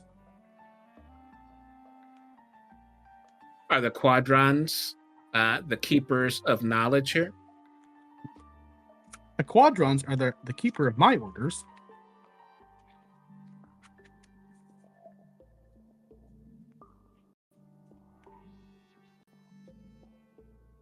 If the quadrons ordered you to release me, would you?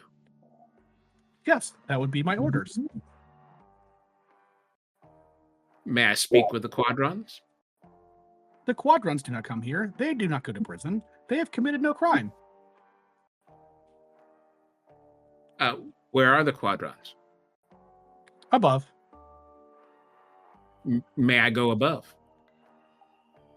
No, there is no stairs, as you see.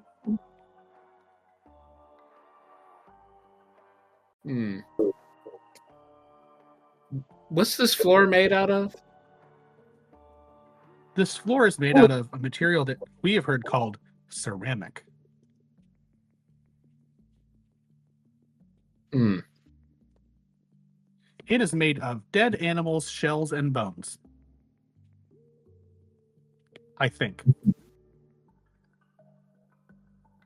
Or clay or something, I think.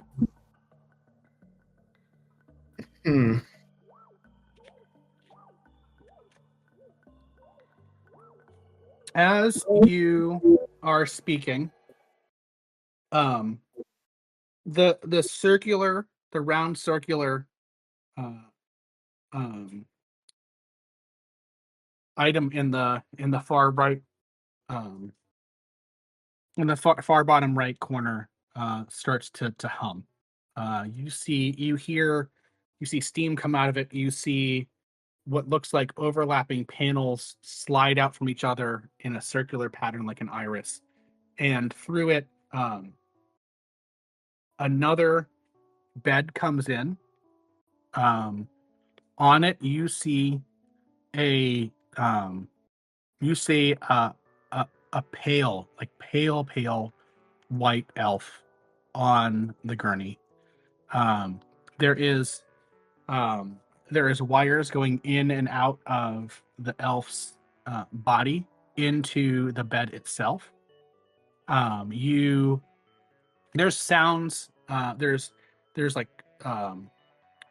almost like strings or wires that are coming out of the elf's body into the bed, and the one of the rectangular things goes and grabs it goes and crosses out of the chevrons, crosses the red line, gets the bed, and methodically comes out, comes down here, walks through here, and slowly starts making its way around this border here.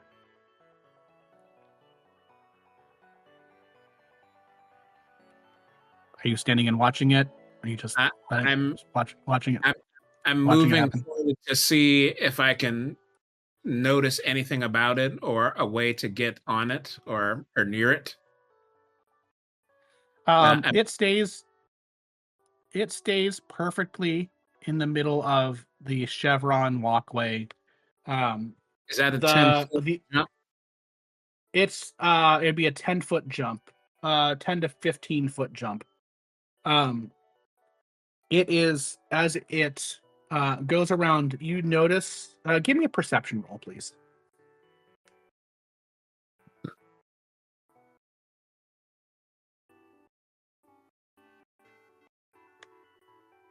Come on. Ooh. You notice as the rectangular thing gets the gurney, the other rectangular ones, there's 4 of them all around the the outside of it. They are sure to maintain an even distance between them as it goes around. You can tell as this one is turning the corner here, This one over here is turning the corner here, and this one is turning the corner here, and this one's turning the corner here. They maintain a really specific distance between the four of them as it goes around. It comes down to the bottom, goes across, goes back up here. And where are you going to try to investigate it? So it came in through the bottom right. I'm trying to investigate it as it's. All these corners are guarded. Can I go through the bathroom and like the middle? Here, I'm gonna mark it. Is there a? There's not a wall here, so I can try to there's no on. Yeah, there's no wall there. Yeah, I'm gonna attempt to make a jump onto the gurney or from here. Okay. Give me move your thing down there. Go ahead. Oop.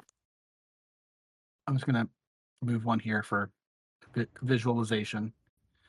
As you walk through that area, you see that what has been pointed out to the bathroom is literally just like grates on the floor with some water running through it. There's no seats. There's just a place to kind of a hole to put some shit in, but it is clean. It is super clean. Give me an athletics check.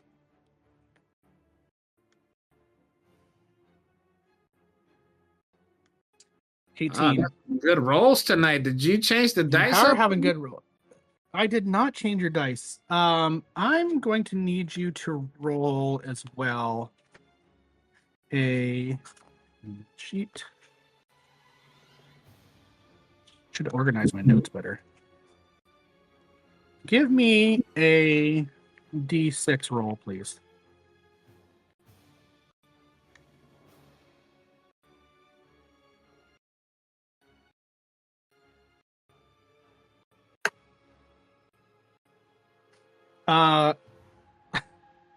Can you roll it 2 more times?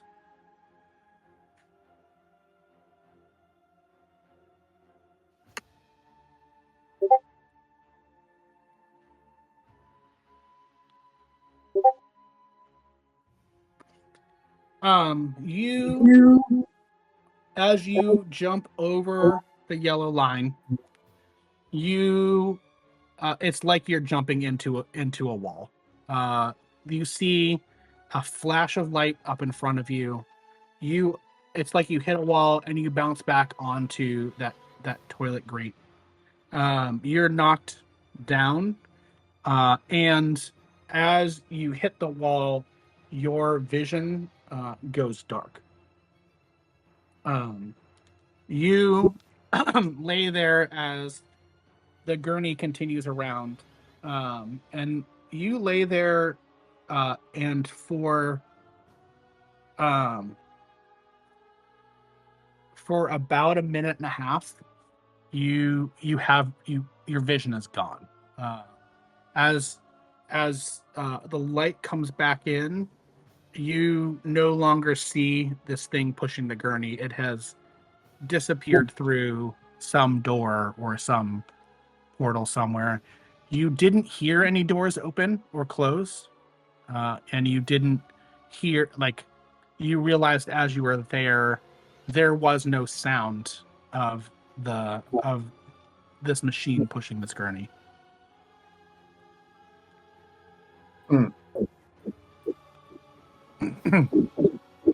Well,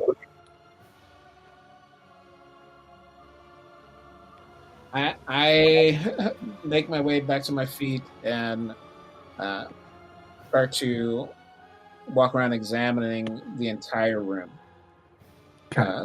looking for any vulnerabilities or weak points, ways to get up above. Sure. Give me an investigation. Wait, let's start. Where are you starting to look?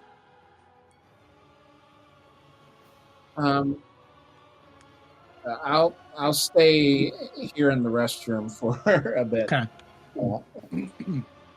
Investigation. You gosh, you are rolling really good. The kind of stall walls go about 8 feet up. They go all the way to the ground. They go 8 feet up. You notice as you step into each individual stall, you notice for the first time, and you hadn't noticed to this point, there's always one of the circular things, the spherical ones, looking at you. When you step on over the grate, like it's almost like the feeling of being watched goes away in that moment. But kind of only while you're over top of one of the grates. You do notice above, like to the side of each one of those grates, there is also a circular thing sticking out of the top of the wall that has like holes in the bottom of it, and you recognize it as a shower head from like really similar to the hotel you were staying in. Mm-hmm. Interesting.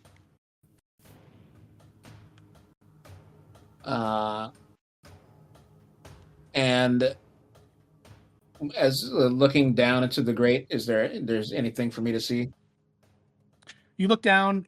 It's probably you can see underneath it. There's again the white stone-ish surface below it. You can see there's like clear water running underneath it, but that space where the water is running underneath it is probably it's about 6 to 8 inches below is the bottom of it.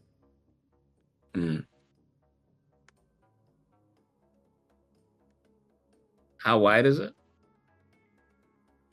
It's about 3 feet wide, about 4 feet long. Like the grate itself is 3 feet wide, 4 feet long. So a skinny elf with no armor on might be able to squeeze through something down there? Or definitely a gnome? A gnome could. An elf's head is too big. You might be able to squeeze your body in there. Your head ain't getting in there. Okay. So good reference, Martok.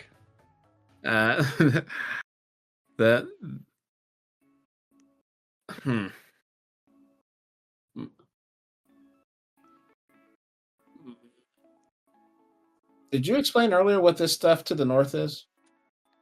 Nope. I mean, I mentioned it. Are you looking up there? Is that what you're doing? Yeah, I want to go check that out too. Okay. You check the south. You walk past as you walk past, it's clear these are water troughs that you walk by. There's actually like cups sitting around that. This is their source of water for all of you, is these kind of clean water troughs here. You walk past the triangle. Abdon goes, "What do you do? What are you okay? Like, it sounded like you were having trouble in the bathroom over there. Do you need my help?" Thank you for your concern. Live, laugh, love. I'm good. He goes, live, laugh, love. I had a girlfriend who had that printed over her bed a long time ago. She was something. You as you walk past the room on the as you get a little bit of a different angle into the room on the northwest, you do see 2 giant mechanical arms that are in there, and you see what you would describe as like body parts of these machines strewn about in there.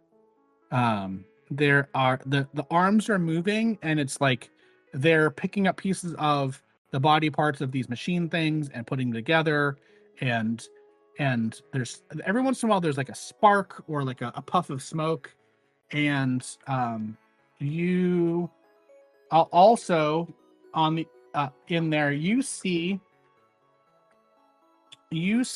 a cylinder that's about 8 feet long and about I think 8 feet long, about maybe about 3 feet wide.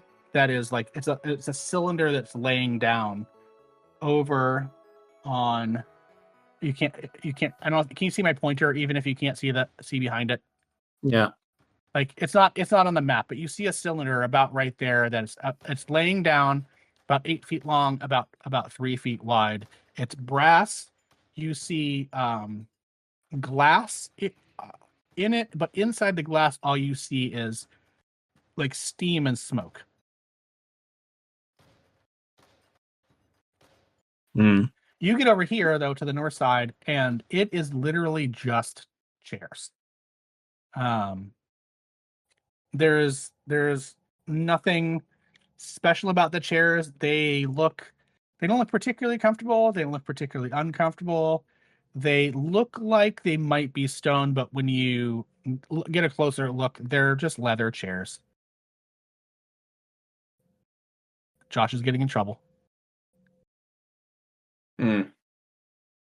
Just getting richer. Just getting richer. Okay. Give me. You notice one of the rectangular ones walk to a you watch one of the rectangular ones, one on this side, walk in here, speak to this one, just a few words, walks back and walks back out and continues around. And all of the others are walking at the same time, keeping their as he does it, the other ones kind of stop. As he goes in, as he goes back out, they continue.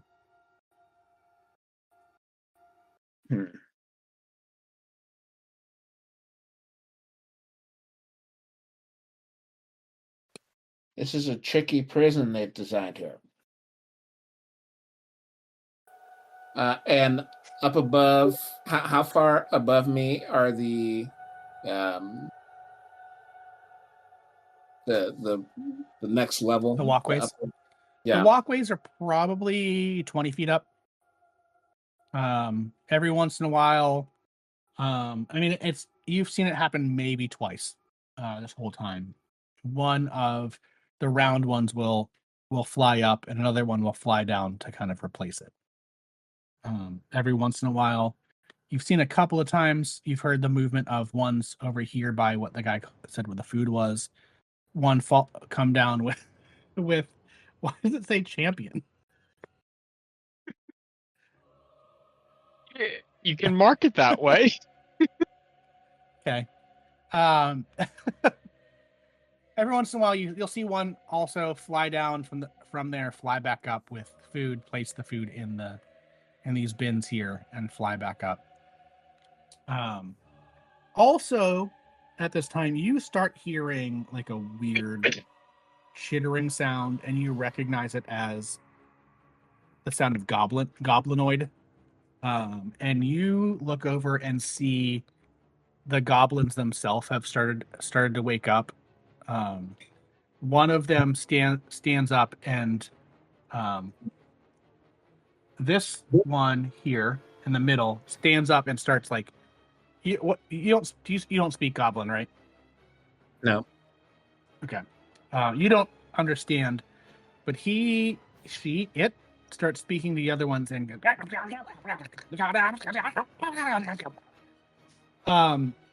you hear as well the orcs say, "Shut up!" And they flinch for a second and hop off their beds and they start sniffing the air, and all three of them start like run towards where all the food is. As they get to about here, this one jumps in the water and just starts like soaking up as much water as he can.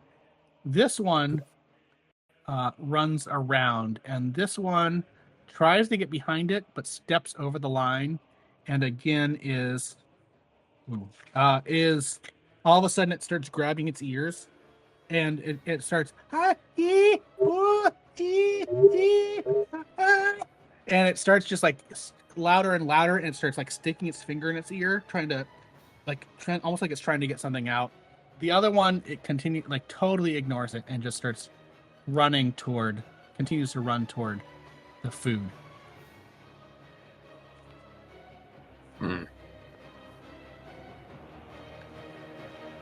Well, at this point, I'm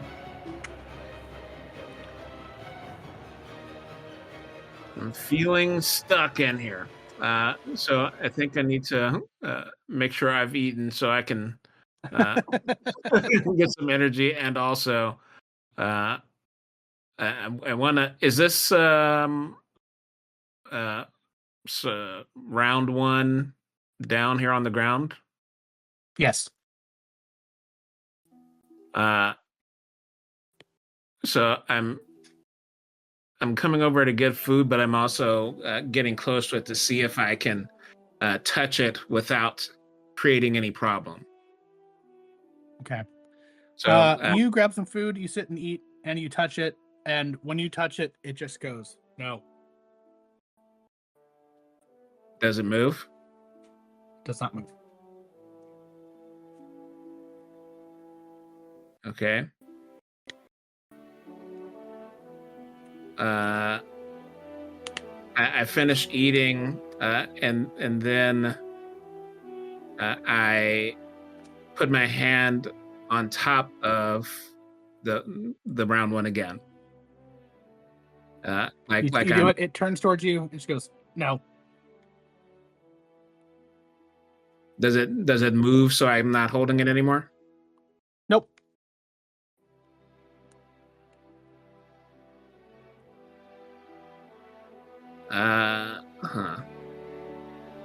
Okay.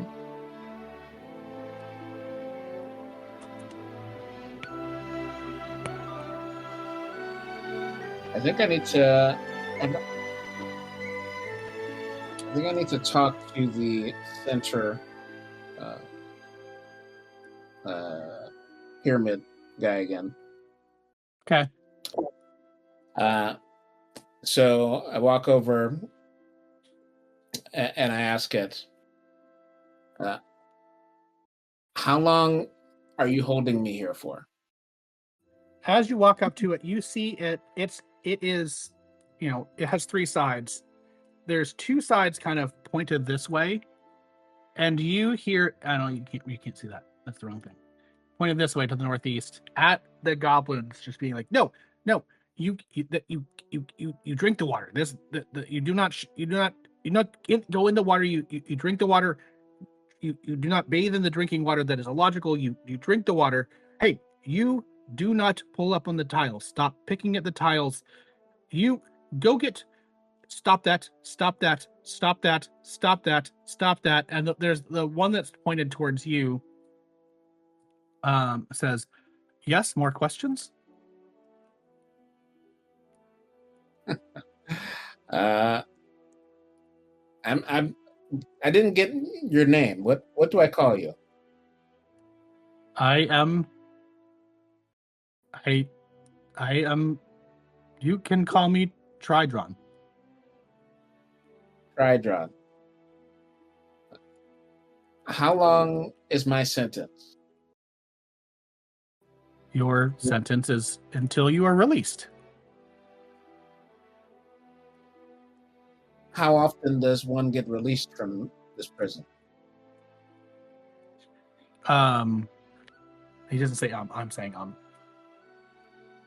How often? As often as sentences are fulfilled. logically. I'm just gonna throw the word logically in here every once in a while to emphasize that.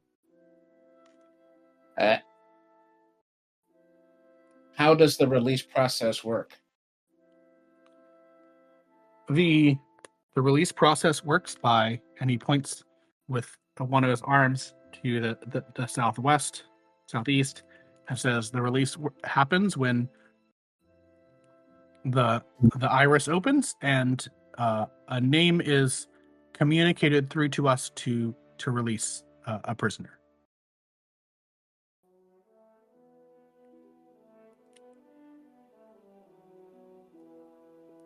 Does anyone ever get released early for good behavior?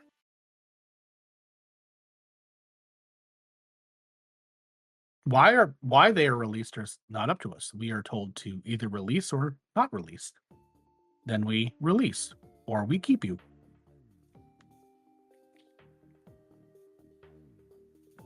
Music makes me want to dance like this.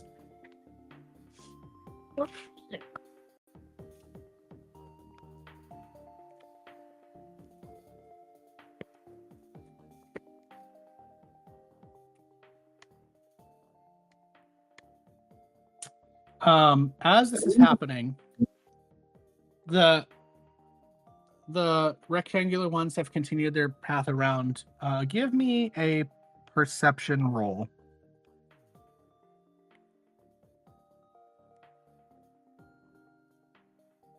Oh my gosh. You man, you need these rolls during combat at some point, Damien. That would be great. You're using them all up this week.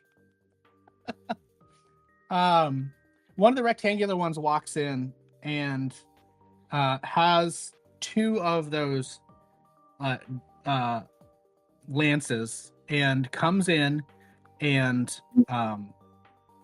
actually grabs one of the goblin that's in the water, and the goblin he doesn't look like he's in pain, but he's fully, and just like takes him up and places him down on the floor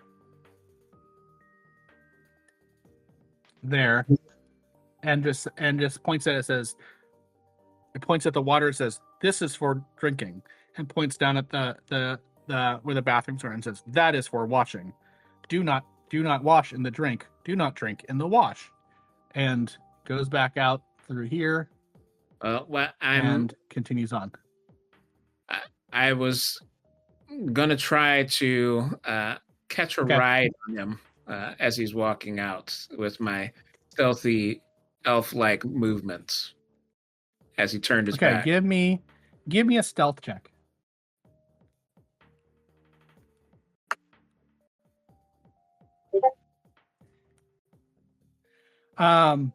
He gets to about here. You get to about here, and he stops and turns around and says, "Are you going to try to cross the line again? I would not recommend that." And steps out and continues to his path around.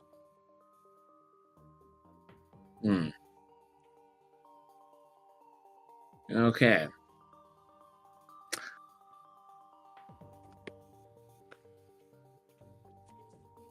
I think I need to try to commune with Bragolma here.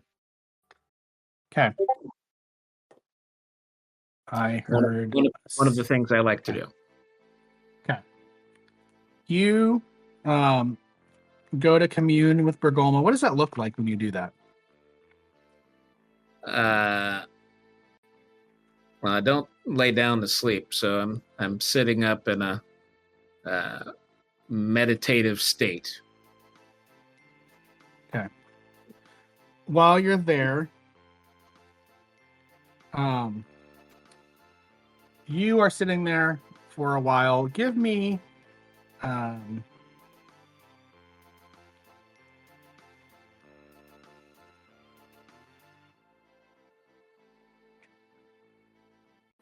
what are you like? What specifically are you trying to get, trying to do, trying to figure out?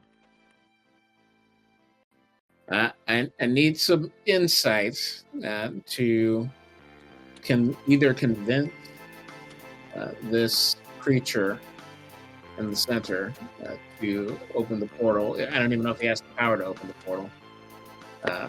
Or to reach out to Bragolma so he can have my teammates open the portal from the outside.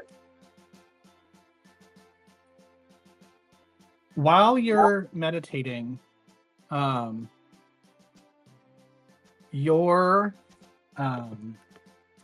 oath, especially the oath, the last time you interacted with Bragolma in Muffindale, kind of plays itself through your mind.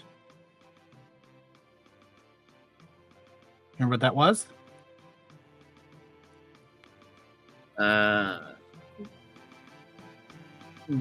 Bring harmony and bring beauty and honesty and be the light, kindle the light.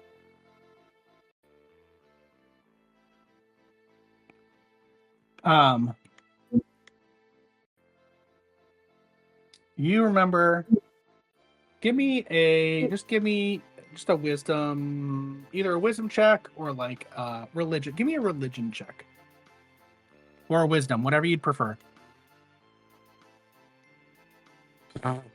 Okay. You remember the main thing being you hear over encourage life, beauty, honesty, courage, compassion, honor, and duty. And the thought perform the sacred song is something that plays through your head again. Compel the discordant to rest, bring harmony to the song, and encourage as many as possible to play an uplifting melody within.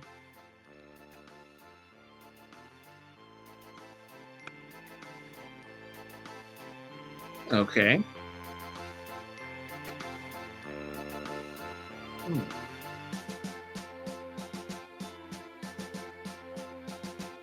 So, inspired, but not knowing who to really try this with, I think I need to start the song with myself. So, who's near me? So I was gonna say there are two other. Let me get the right icons in here. So there's this chick that is again not like 40 feet big. She is continuing just to sit over here in the right thing. You have noticed but not interacted with another woman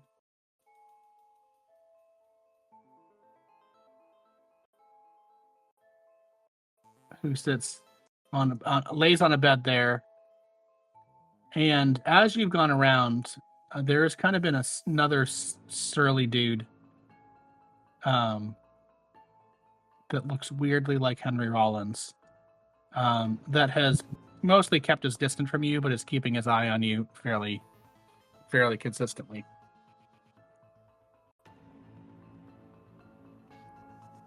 Okay. So I've had conversations with 3 people in here. The orc is still knocked out. Grapthar. He's sleeping. He was calming himself down. So I don't know if there are any good Muffindale songs of joy that I need a. Is there a known song for the guard or? I don't know what would be the name of the song.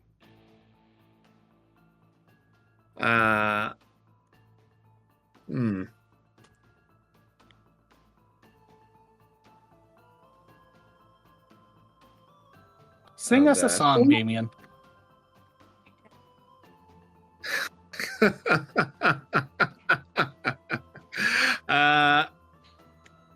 Sing us a song, Damien. It's hard to think of a song with this music playing, Dungeon Master. There you go.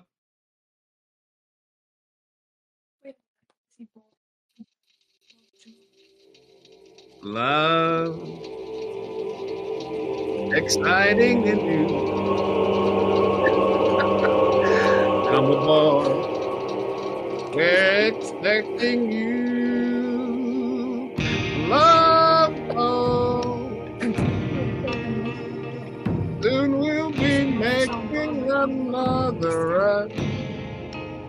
Give me a performance check with advantage. I woke up for that. Thank you.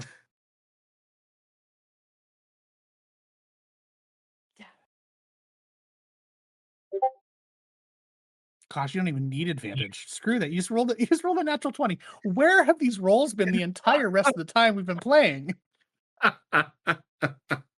What the heck? I don't think you've rolled that 12. I think is that the only that's the only roll under 18. I think the entire no. There was the athletics checks. Yeah. Yeah, my stealth sucks. Oh, that's true. That's true. Man, you've been rolling incredible. Like the 12. What about it? Yeah, you can. Give me 1 second here. I'm gonna get the ambience back. Not that your ambience wasn't incredible as well, Damien. So as you sing, this goblin in particular comes and is kind of just like watching you sing, and is kind of like sitting, looking at you like.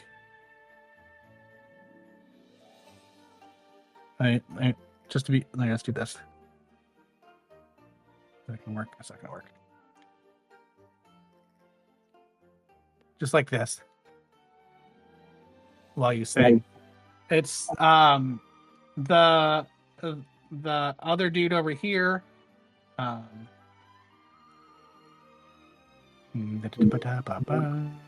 this one. I had one of those.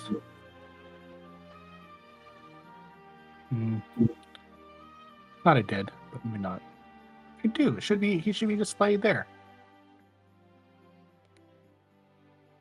Okay, apparently that's broken too. Whatever. The surly-looking human comes over and he goes, "Oh, I like this one. Keep going, man. I like it." As you get to the end of your song, he goes, "Can I sing? Can we sing more? I like singing songs. Songs is my thing. I like that." He goes, "Hey, my name is Varnus." He goes, "You're talking the whole time he's talking. It's almost like he has something like stuck in his lip." He goes, "I like your singing. Do you know, Country Roads Take Me Home?" Yes, I do. Everybody goes, join in with me if you know the Can we lyrics. sing that one? Can we sing that one? Y'all again. I'll just play the theme song over top of the rest of this stuff. As you do it, the goblins themselves are like dancing and prancing around eventually. Actually, two of the goblins, this goblin and this goblin, are just prancing. This one runs over and ends up on top of this thing, and he's just like kind of like screaming at them in goblin. And you don't know what they're doing, but they're dancing, they're singing. This guy is into it, sing along with you as well. Ambergris is dancing a little bit like an idiot. And as that happens, again, it's one of those, like, all of the eyes, for some reason, you notice that feeling for the first time for the second time, of all the eyes being off of you while you're doing this. You feel like you are kind of free from the gaze of these beings around you. And with that, I'm gonna say with one more thing happens just prior to that is you see another one of the rectangular ones rolling a bed again with that same pale white elf on it out of the top left room and walks them around to here, brings them in here and sets them on this bed here. No, sorry, this bed here. So I'll throw them in there, throw the image for that one in there as well. It'll be gigantic for a second, and then it will be normal size. The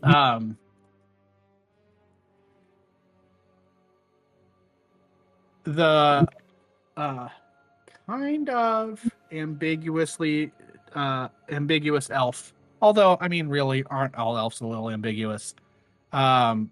Is placed there sleeping. No more wires or anything coming out of it, just sleeping and resting. Though you do get a distinct smell of, like the ozone after a lightning storm, and like there's like a weird smell of like roasting, like cooked meat as well. That is coming. I mean, the elf is totally pale white, clothes are white, everything else, but there is a distinct smell of like ozone and cooking around it. And with that, we will have to move back to the rest of our group, because they have been very kind. I've been listening to the Damien show for a long time. Come get me out of here, fellas. Can't hear you. I'm free. Hey, Jason. Yes, sir. That's not right. The guys holding the crystal, you were asking him about it. Is there anything about that crystal or these people that I recognize from any of my studies in religion, arcana, or history in general? Give me an arcana check.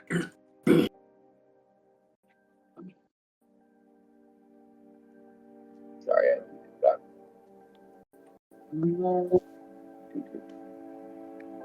There it is.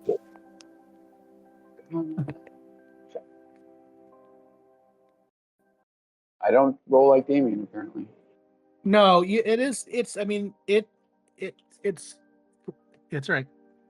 It's pretty clear. It's a magic crystal of some sort. But other than that, there's nothing specific that you recognize. Okay. And these people too, like the same with the people. Yeah, same with the people. They're not people that you particularly recognize. They're not characters. They're not. Nothing about them is anything that stands out to you. And they called themselves the guard of the broken chain. Brigade of the broken chain. And I didn't recognize that at all. No, I mean, I would say, give me a history, or intelligence.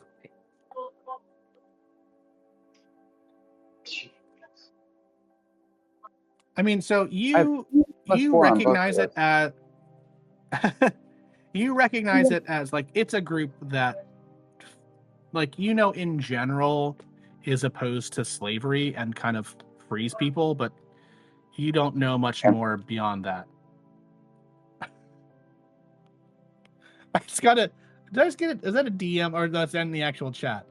I got a notification on my phone from where Jorgen said, "Let it be known that Jorgen is the champion." It says so in Owlbear.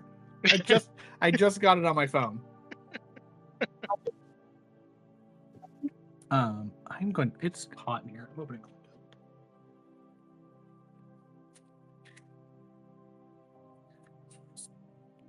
Okay, so y'all are here again, resetting the scene. Y'all are here talking with the brigade, and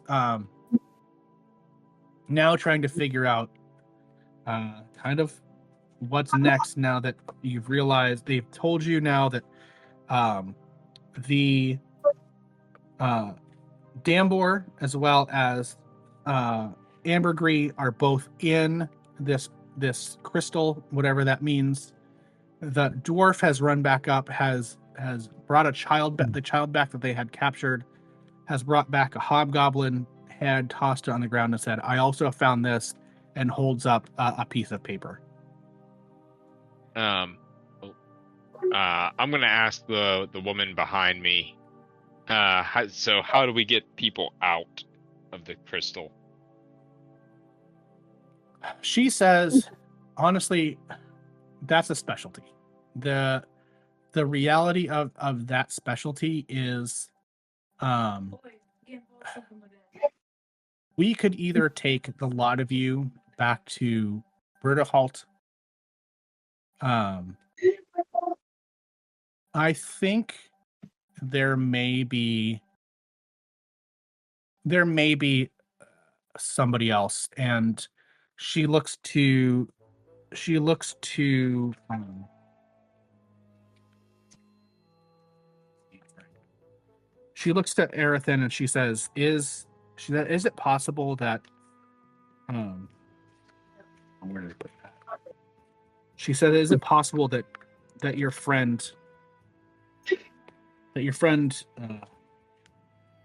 in Gladglade could operate this? He says, Malus? He says, yeah, that probably seems to be probably closer for them to get to. He said, we can't go with them though. They're going to need to get themselves there, and he says, do any of you know where Gladglade is? Do you know where the Mages College is?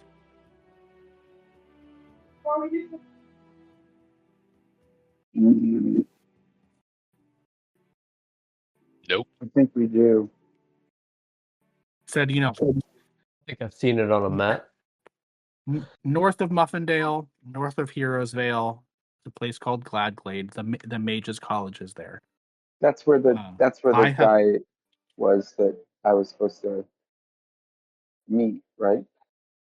He looks at you and says, "What are you asking? Who are you asking? Do this in character." But yes. Sorry. Yeah. Well, I wasn't in character because I was trying to remember. Yeah.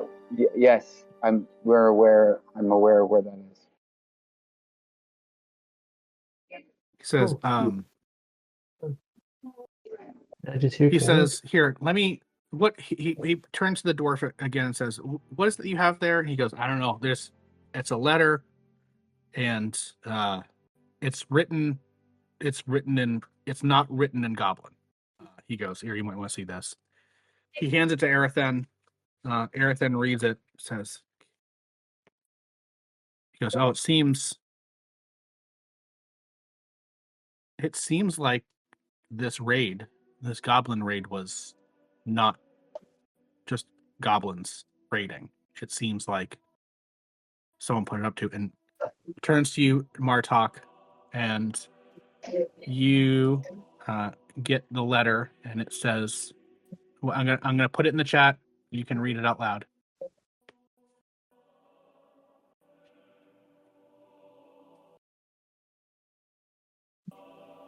I read Kidneybath, squat, green, pointy, bigs, pinky, and dark. False tip. 1 or 2 runts, even pinker. I will move shields 100. Get out.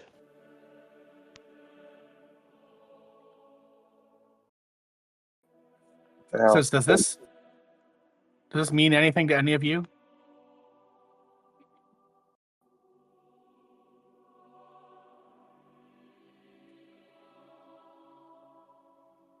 It's all elf to me. You pee a blanket or sweater? The dwarf looks at you and goes, "Ma'am, it's in common. It's not in Elvish. It's in common, ma'am."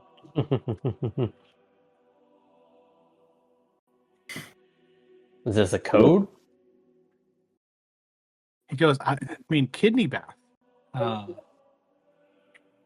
1 or 2 runts even pinker. Is it the children they tried to steal?" He turns to the other dwarf and says, "Gostrick, were there 2 children or just 1?" He goes, "Yeah, sir. There's just the one. I chased a lot of them down. The goblins that I ran off, they weren't big enough to be carrying a child."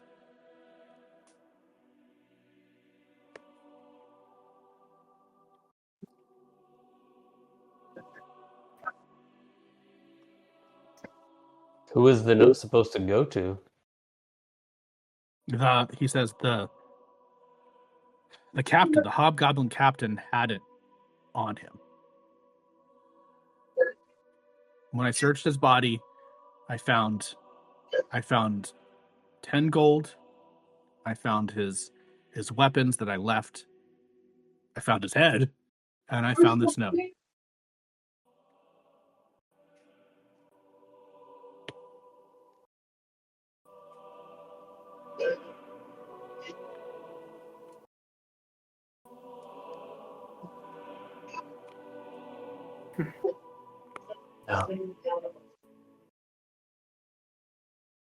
Tell her to leave you alone. Say, "Go away.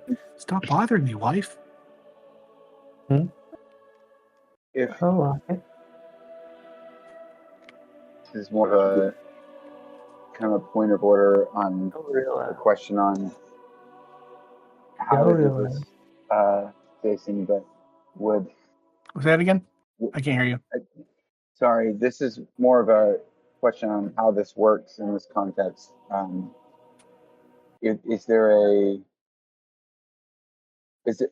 Would you be able to give me a clue if I successfully do some type of check, like wisdom or something, on if I'm able to look at what that is and try to decipher it? Sure. Yeah, do it. Go ahead and do it, and just do an investigation.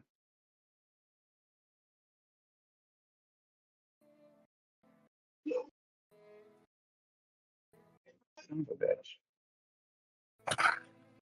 You got all the gold tonight, Damien. To quote the guy, to quote Turok from Star Trek, "You ain't found shit." Is that what he Tuvok? said? That's Tuvok. Tuvok. Whatever. Close enough. It wasn't in Star Trek when he said it, though. I know, that was the joke. That was supposed to be the cool reference for you nerds. Letting everybody else know. What was the name of the huge orc in the Queen prison? The orc in the prison? Yeah. You don't know that. You don't know nothing about no orc. You don't know anything about no. No, I know, but what was his name? You were talking about it. What was his name? Rapthar. Corverall doesn't know it. I do. Rapthar. Okay. It was Grapthar? Yeah. Yeah. Okay, just curious. Does Grapthar have a hammer? And he will be avenged. Grapthar doesn't have any equipment, just like Damien or Dambor. Okay. I'm glad that somebody got that. Okay, moving on. Oh, Martok and I got it way earlier on. No, I heard it a long time ago. I just wasn't trying to interrupt. I was trying to make that whole thing that was taking an hour and a half to go a little bit faster. So we're standing here staring at a note. Yep. I tried. You did try. Well, we could pocket the try. note and just go to the Mages College to try to get Yeah. them out of the thingy thing. I give a look at Jorgen and just kind of give him an eye, because we had that conversation back in Muffindale about me going there and trying to get there. To the Mages College? Yeah, that was where the guy wanted to meet with me. And you were talking to me like we were having kind of a side conversation about me trying to sneak out and go and get up there on a horse. Sean, you should make that Bugs Bunny sound more often. Meh.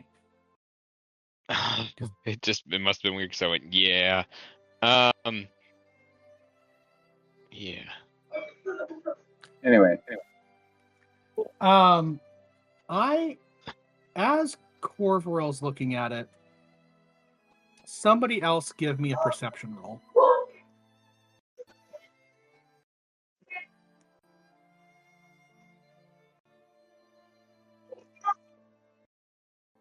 I was going to say, on a 14, Jorgen, I will say, as you are looking at Corvo reading this letter, the paper is really thin. It's a really thin paper, and your eye is for some reason drawn to get out. And something about get out seems out of place or seems significant.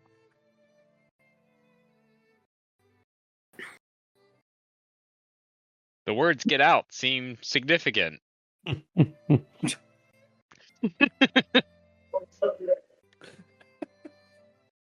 I'll let everybody else know what I thought.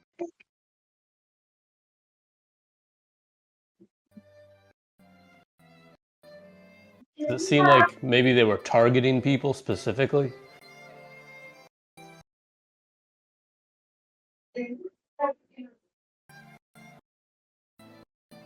Who's they? The goblins? Yeah. Like, could like the Pinkies be children?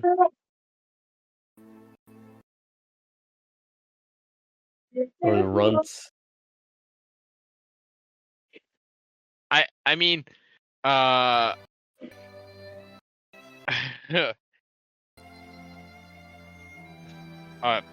Jorgen says, do we really care about this note, or do we care about our mission and our friend?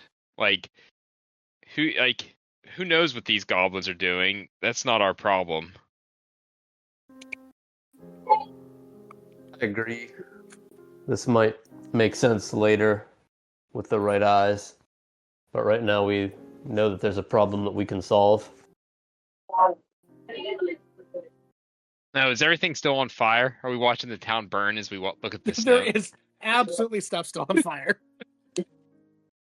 I mean, the townsfolk are bucket training some things out, but man, a good source of a lot of water would be really helpful. Oh, you mean like the river? No, I've got a flask. No, I do not mean the river. I've got a flask mean the river. I've got a flask that can pour fresh water out as much as we want. I was so hoping you were like, I'm looking at my spells. Like, I want to be like, look at your friggin' equipment. Ding dong. I was looking at my spells, but I forgot about the flask. I've got it. I pull out the flask and start filling buckets. What is the?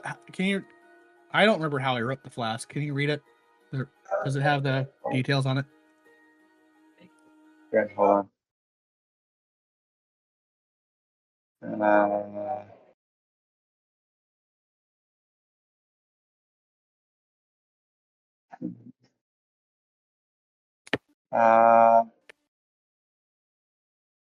Okay, so this is the This stoppered flask sloshes when shaken as if it contains water. You can use an action to remove the stopper and either raise it to your lips, raise it to another creature's lips, or speak the command word. The water flows out as long as someone is drinking from it at a perfect pace for their drinking. If poured, it will flow at the following rate per turn. Stream produces 1 gallon of water. So every 6 seconds, it produces 1 gallon of water. That's not very much water for a fire.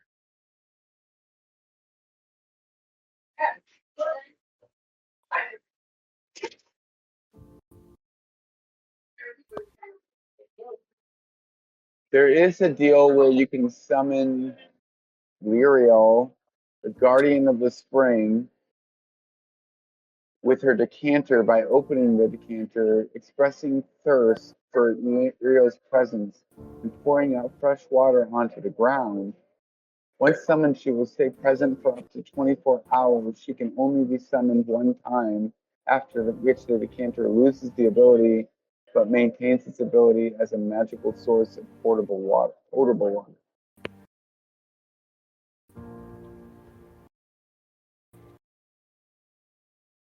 But I can fill buckets or pour it over the fire, I guess. Can that being that you summon put all the fires out? That's not how I read it. And it would She's be literally a water elemental. Seems like she could do it. Yeah, but is it worth it on a bunch of townsfolk? Wow. And I thought I was the asshole. I mean, we've gotten in bigger problems than. All right. So I kind of snapped to. I've been so focused on trying to figure out where Dambor went and all that, and I kind of snap to and see the chaos around and people losing their homes, potentially people still being, burning building, and I pull this flask out. I call out for Lyriel and say that we are thirsting for her help. As I pull the really want to stopper make off you the perform flask. that, but I'm not. I really want to make you perform that, but I'm not going to. Okay. Actually, no. You don't need to You don't need to put the emphasis in it. But what do you actually say? I say, I pull the stopper off and I say, Lyriel, we are thirsting for your help. As you pour it on the ground, it splashes up, and Lyriel, as pictured in the image in the chat, appears and says, "Oh, my friends from saving me in the spring. How can I help?" And she looks around. She goes, "I see. Put the fires out, right?" That would be amazing. She goes, "My pleasure," and she flows around the town, putting out fire after fire. Within 2 minutes, all the fires are out, and she is back to you, and she says, "Is there anything else that you need me for? Did you just summon me to put out the fires? Is that what you used my blessing for? Is to save this town?" These people were in need, and while I believe that you have greater power, we needed to act quickly, and so I called upon you to help them. So yes. She says, "Well met, friend. That was the right call, and I absolutely honor you for making that decision. I do believe you're indeed a friend to this world, and I honor you, and I will tell the people of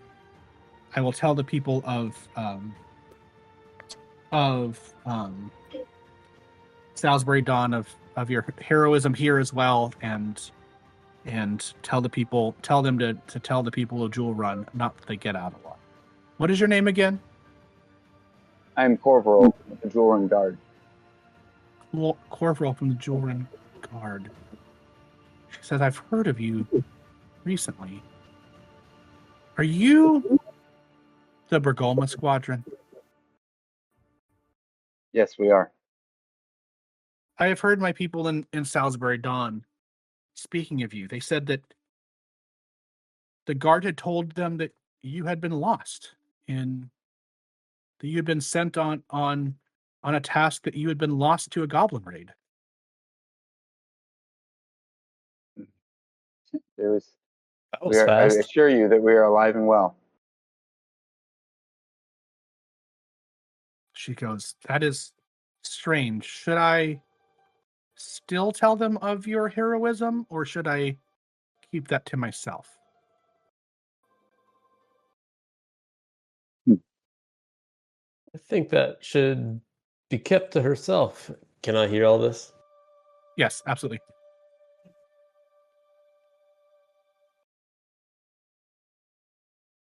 We'll make people miss us for a while. Just, I can keep that to yourselves. I will seek to understand what is happening, and I will. If you need any more help, I can be with you for another day, for the rest of the day, or I can return to Salisbury Dawn. Which would you prefer?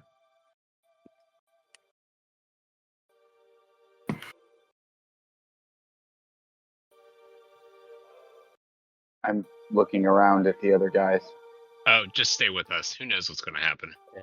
Do you know anything about weird cryptic goblin notes? She says, "No, I know no goblins. What is the note?" Show her the note. Show her the note. Okay, sure. The note. Give me 1 second, please.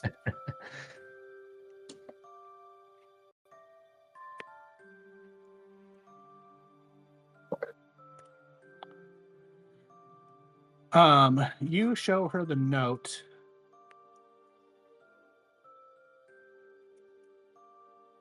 And she goes, as she looks closer, some water drops on the note itself.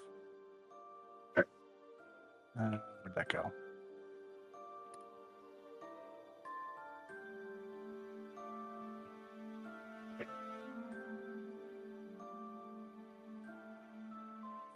Can I do line returns? Nope. And you see this is what you see through the. Oh, come on. Stupid. Sorry, I need to do something real quick. I'm going to try to do as quick as I can.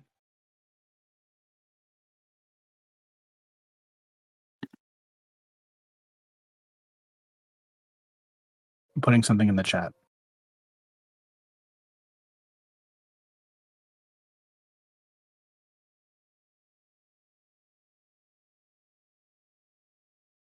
Oh, I'm doing this backwards.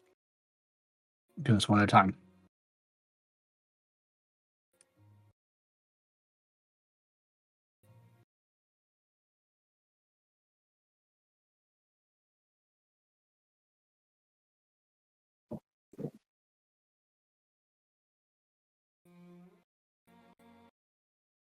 Sorry.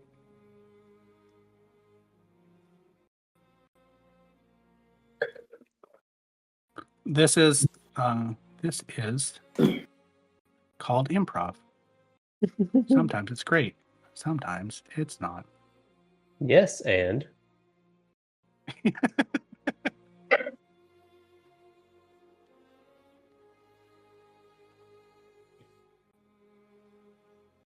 This is what you see through those of you that are looking at the back of it, see this through the back of the note. Quote tag. To a tag.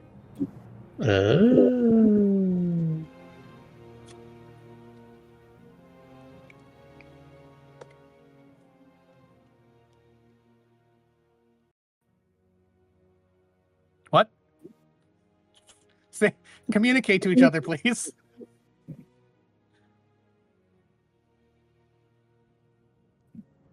No one's good. No one's talking. I think I'm dyslexic. You're what? I mean, we literally, like, several of us said the words Tuateg out loud. Okay. What does that mean? Talk to each other. Have a play a role play here. We are. That's what's happening in the moment. We're all sitting here trying to figure it out, and we're realizing that it says Tuateg. Okay, I'll shut up.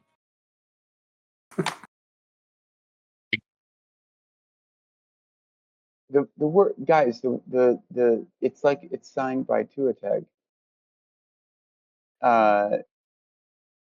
Is the rest of the note in some code, or is it just that last signature?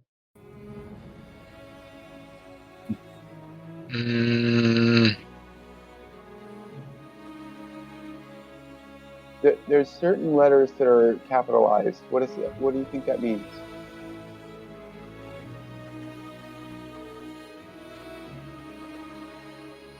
Is that just sentences?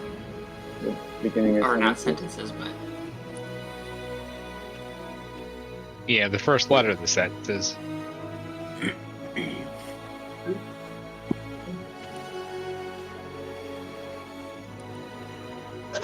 could those things be describing the Bragolma Squadron? And is a hit list. We were supposed to be taken out by these goblins.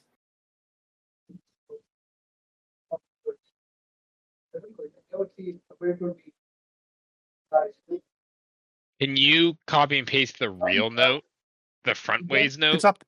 It's up there. Oh, like I thought you just sent it to Greg. No, it's in the thing. I just read it to you.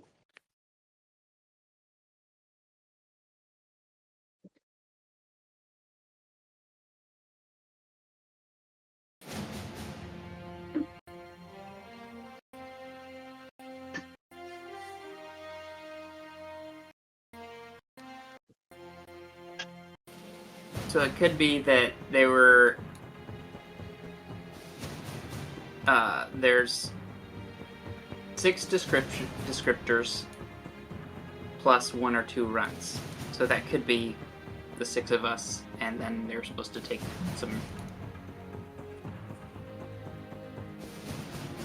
throw off the scent by taking some kids or something. I don't know.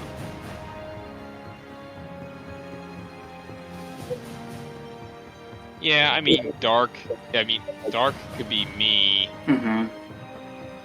Pinky, maybe Corvoral. Squat could be Fjorkin. Green Pointy. That I guess would be either Martok or Grom. Yeah. And then Biggs would be Martok or Grom. Yeah. Wouldn't Green Pointy be Dambor? Yeah. Because he's an elf. Maybe is he green? I'm actually a wood elf, so is he a wood elf? I'm a wood elf, so I could be Green Pointy. Oh, you're an elf? Yes. Oh, a half elf. I don't see color. Yeah, halvesies. Not a purebred. Who this thing? Step. What's plus step? Well, you're a halvesy. You're not quite the real thing. Yeah, I don't know. As you guys are discussing this, the brigade says, "Well, it sounds like you might not want to go back through Jewel Run if we're going to go to Muffindale, or if you're going to go to Gladglade.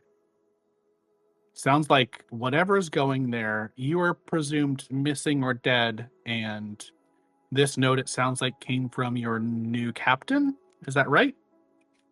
That's what it might appear to be. He says, "There's you probably have 3 options to get to if you're going to go to Gladglade. One is go by way of the rivers. Take the Iron Run here down to the Jewel Run, stay on the boat on its way upriver through Jewel Run. Do not get off. Do not let your face be seen. This may be harder, as with the rainy season, the rivers are swollen. You can go north from here, about a half a day's journey north of here. A road will cut in to go down through the Grugtan Wilds to Heroes Vale, and then you can take from Heroes Vale. You may go up through to Gladglade, or you may go farther north to I should have had this up, to another town whose name I will say soon that you've not necessarily been to or know offhand. Give me a second.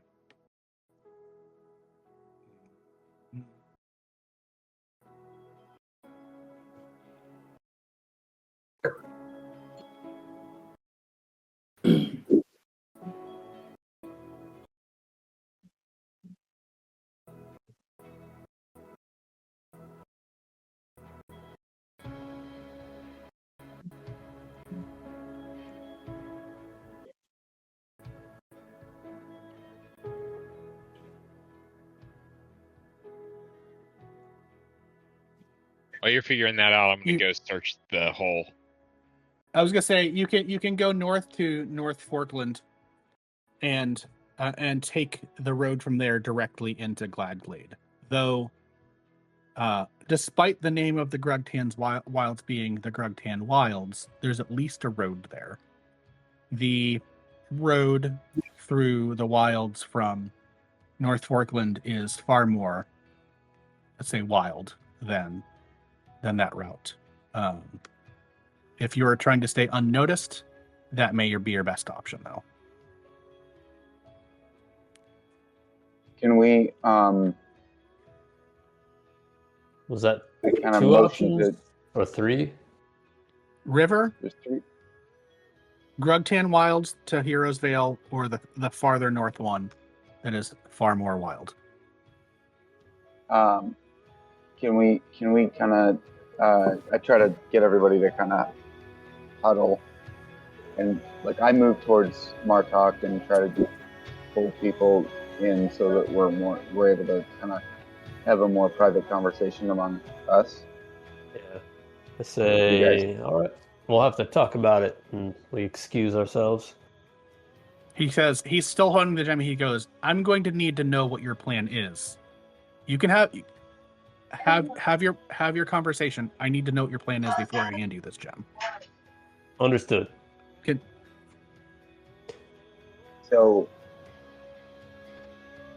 I think we've been sent on a mission to eliminate it. What it would seem like, I got the impression over time that there wasn't a lot of hope of finding Captain Pango, and this makes it sound like there was never any plan of finding him at all. I don't know that. No. I don't know that this Agmam Abimanoa guy even. I actually know how to say it. I don't want to. I don't think he even knew he was coming to meet us. I think this was. I think everyone. How do you was know that? surprised. But how do you know that? Because he came in. I guess I don't even know that that's who he is, do I? Right. Do I not know? Well, that no, he's they confirmed that was him. Oh yeah. The Brigade of the Broken Chain has confirmed that was him. I mean, I realize I'm privy to a lot of other information, but Sure. I think there's just an intuitive sense that this is just a feeling, and I'm saying it as such. Is I get the feeling that, like, we were gonna wait for him to show up, but he came in as this mess guy, and we don't know what his deal was. We were told to get him, but if we are to believe these brigade at all, which I'm inclined to do so, like, he was never. I mean, I just don't know that this was really a real mission at all. Well, if he's in the same place Dambor is, wherever we go, once we have the gem, we have him too. If he's useful, we can bring him along, and if he's not, we can ditch him whenever we find out how to get him out. I think we need to go try to find our guy. Go find Danville. And I think the only way to do that is to go to the Mages College. And then we go back and kick Kidney bitch's ass. Kidney bitch? What the hell is kidney bitch? I have no idea. Tuoteg? Do you mean Tuoteg, who is not at all in this town? Hmm? Do you mean Tuoteg? Wasn't that the signature on the note? Tuoteg? Kidney Yes. Tuoteg, yeah. No, but we're in the you're town not- of Kidneybath. Kidneybath. Got it. I'm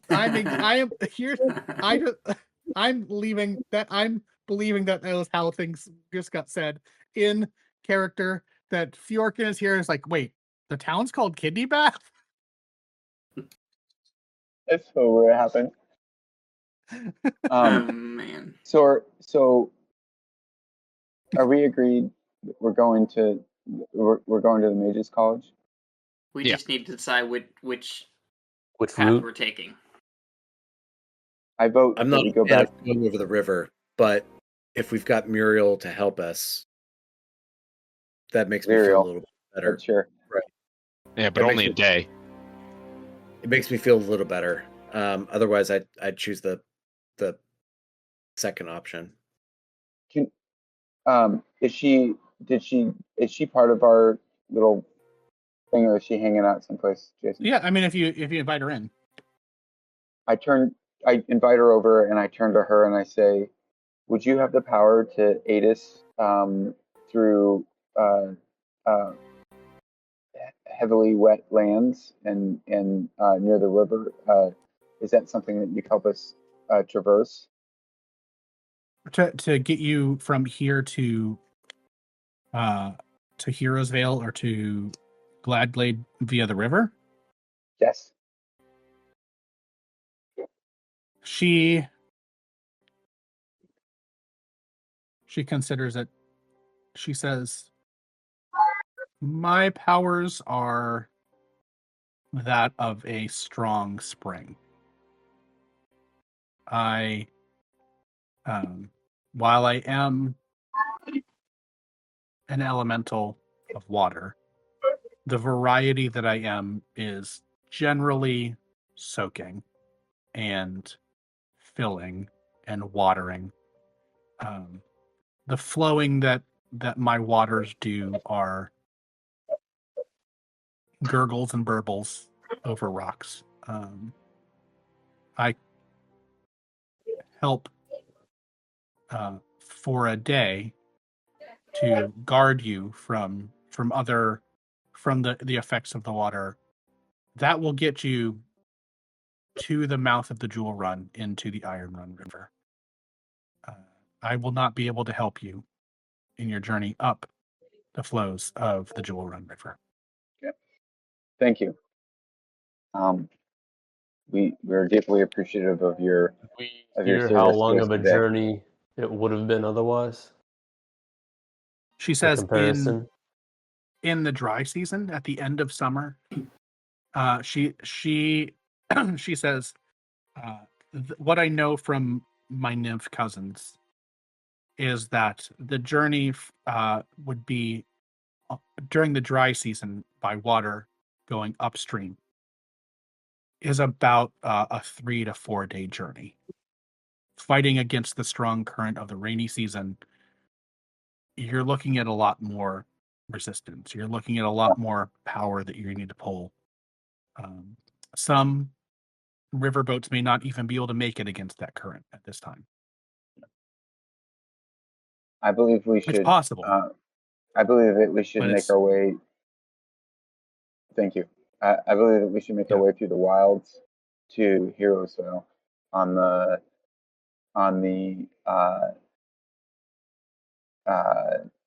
light but present trail that was described.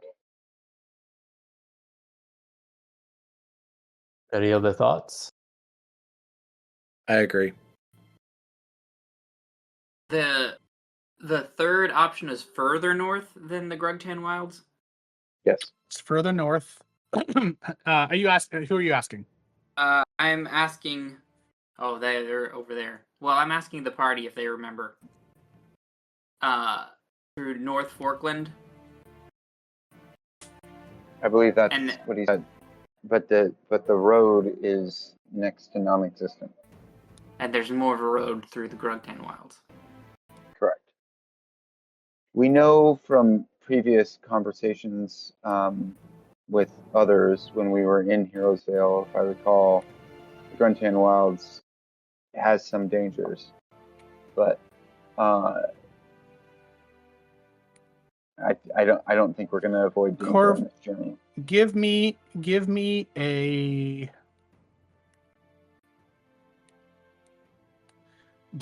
just a history check.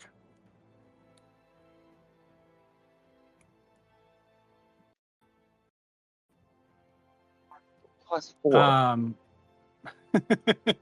Your I'm just going to go ahead and emphasize. I will say that there is, for even with the 10, you get an emphasis of that hesitation for danger. So if you guys From the discuss, wilds? I can still hear you. Yes, you guys discuss. I can still hear you. You won't be able to hear me, but I can be real quick. A more established road should give us some speed. But then if we're trying to be incognito, who knows who we'll run into. I have a sense that this is not going to be an easy trip any way we go. Yeah. I feel very strongly that we should not go by way of the river, but I think if I would yield to whatever you think is best, but my inclination is the dangers of the wilds. Maybe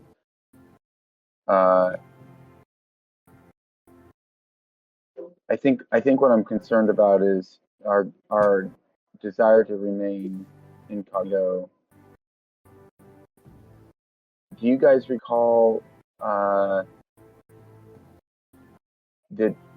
path north through Auckland? Was it?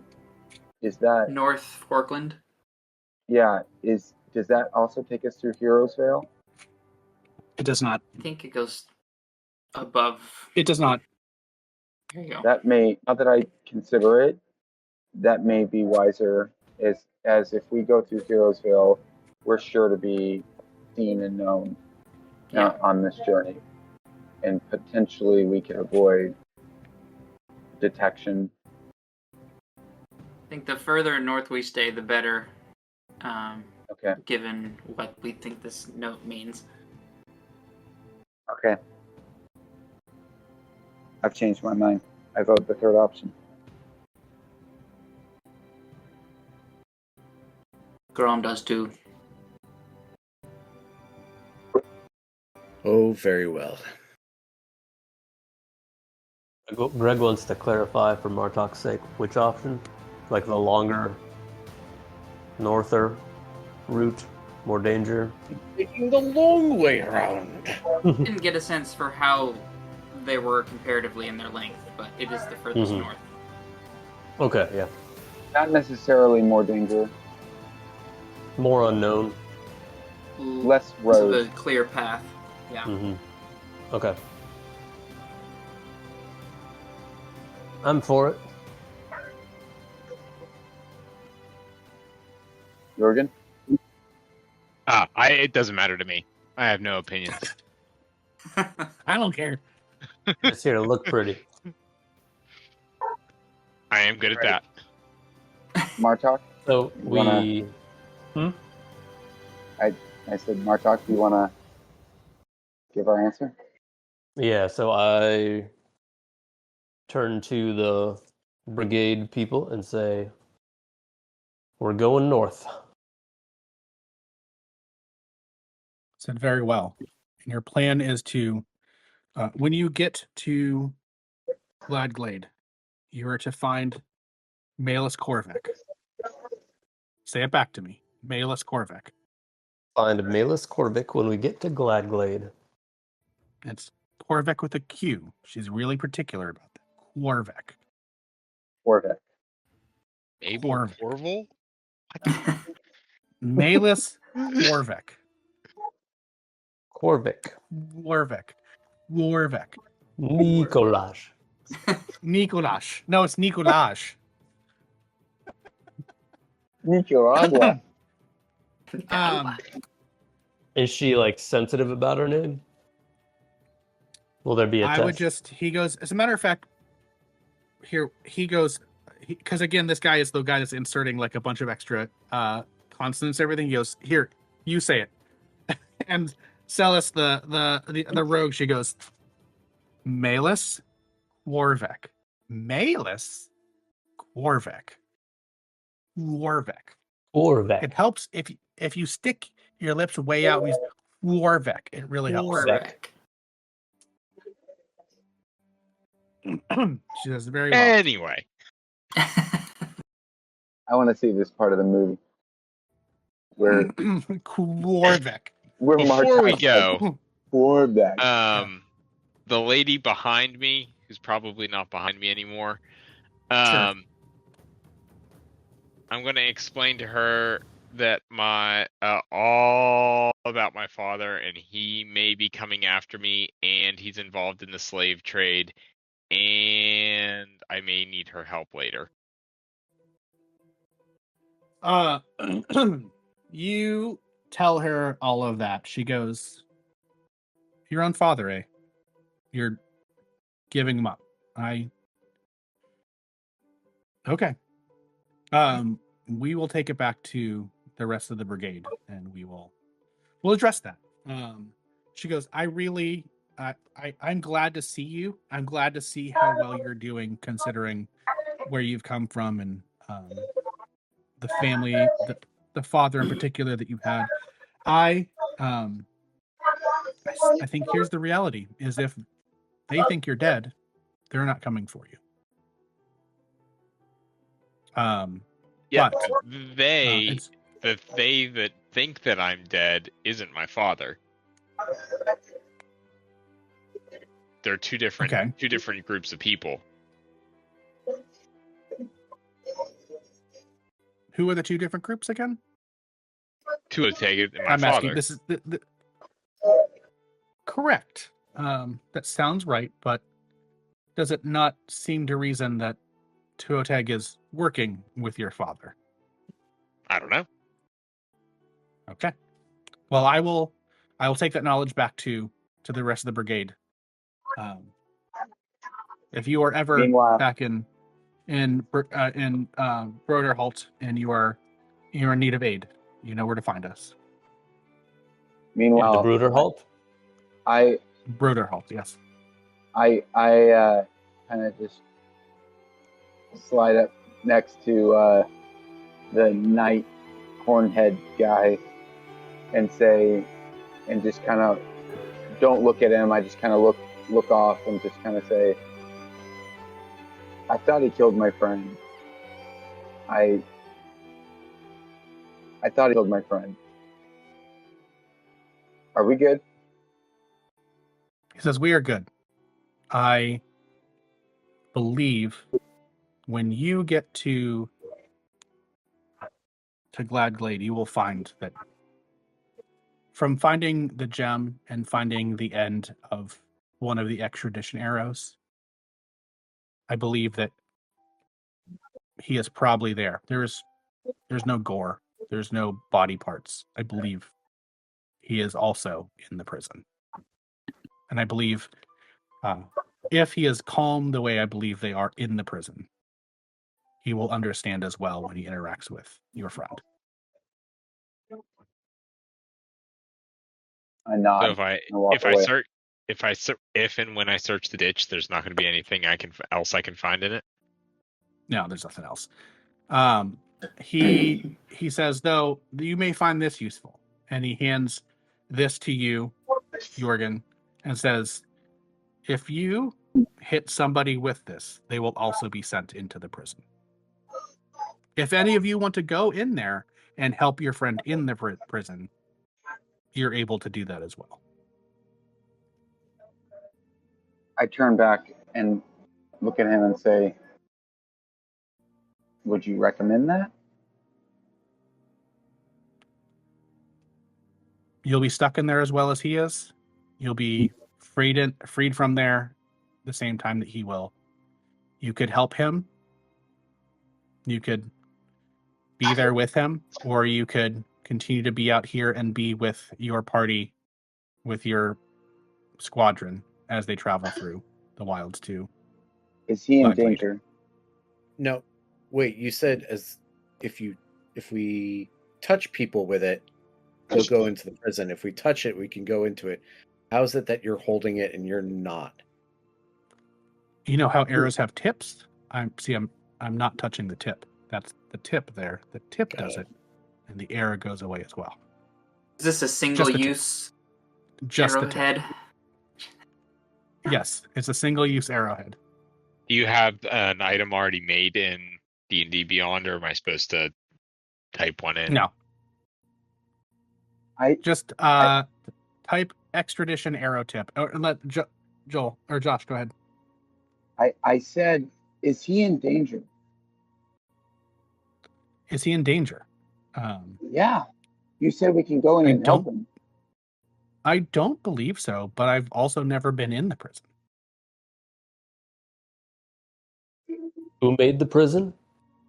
Who made the prison? It's a magic prison in a crystal. I don't know who made the prison. I know that we use this.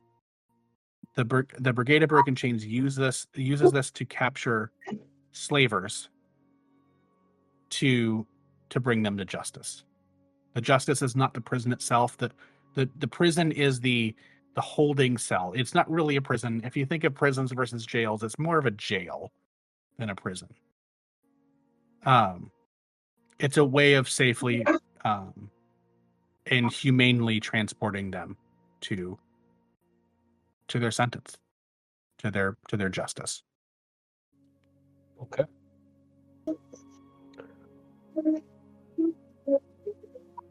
We came here with the hope that the mechanist would be able to do things, and it seems like you all think you use that word again, mechanist. Yes, mechanist. That's also the name of the prison. Oh, interesting. He says, I don't know what to make of that. He says, I don't know what that means, but as much as you all use this prison, you don't know much about it. It's a tool that has been provided for us to transport. We've never gotten bad reviews from those that have stayed there. 4 stars on Yelp. Is that because they all die? On Yelp. 4 stars on Fantasy Yelp. No. No.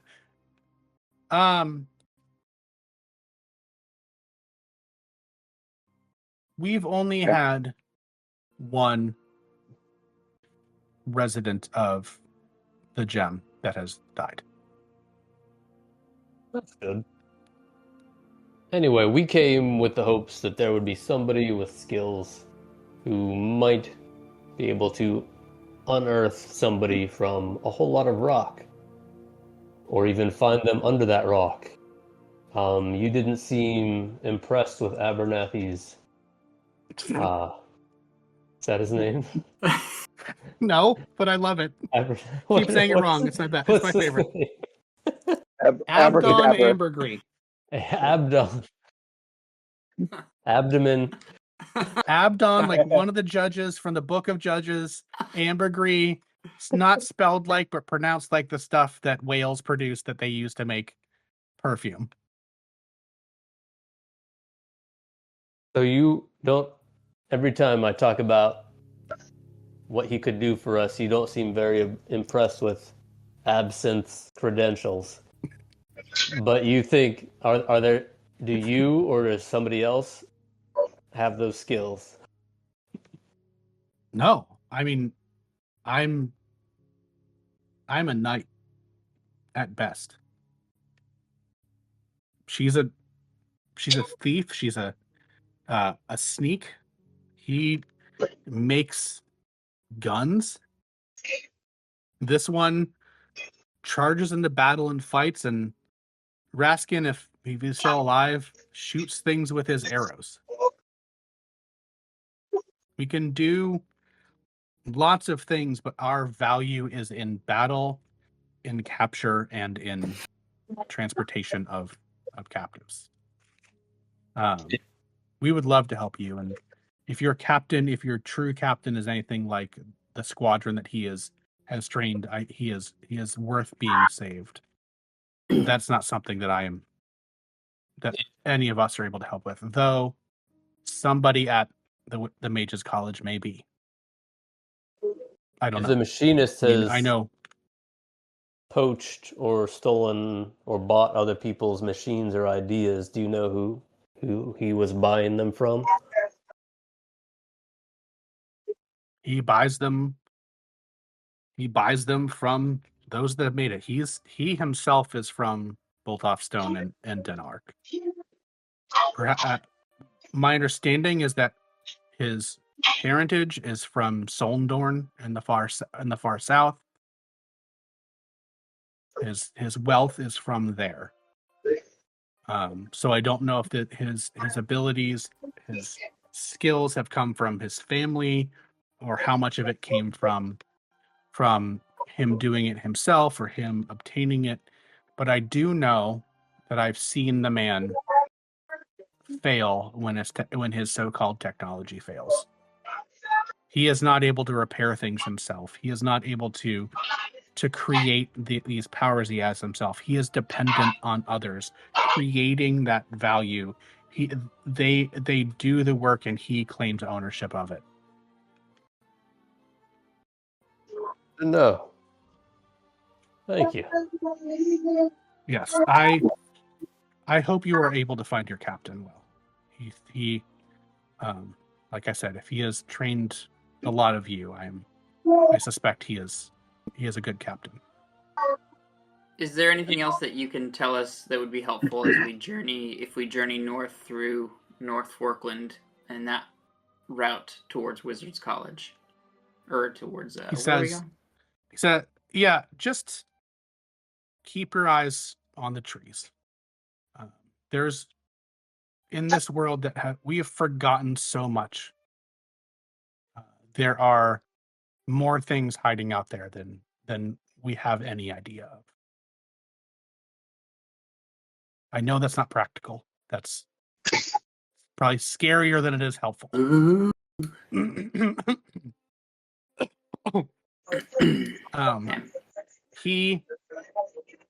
He says, I have one thing for you.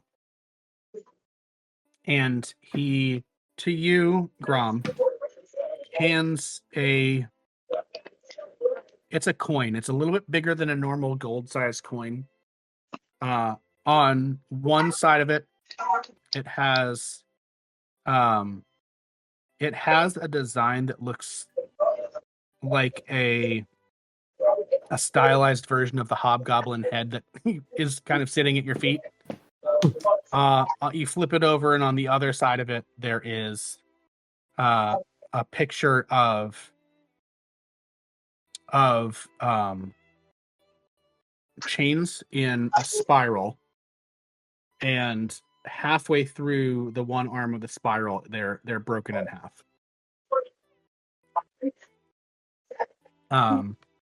I don't know, to put just hobgoblin and chain coin. He says, if you're challenged by Korvek, show her this. If you find yourself in a place where you yourself are trapped or confined or are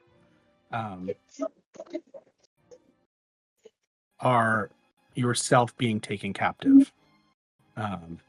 Hold on to it. This may actually help. You said hobgoblin and change coin. Yeah. Okay.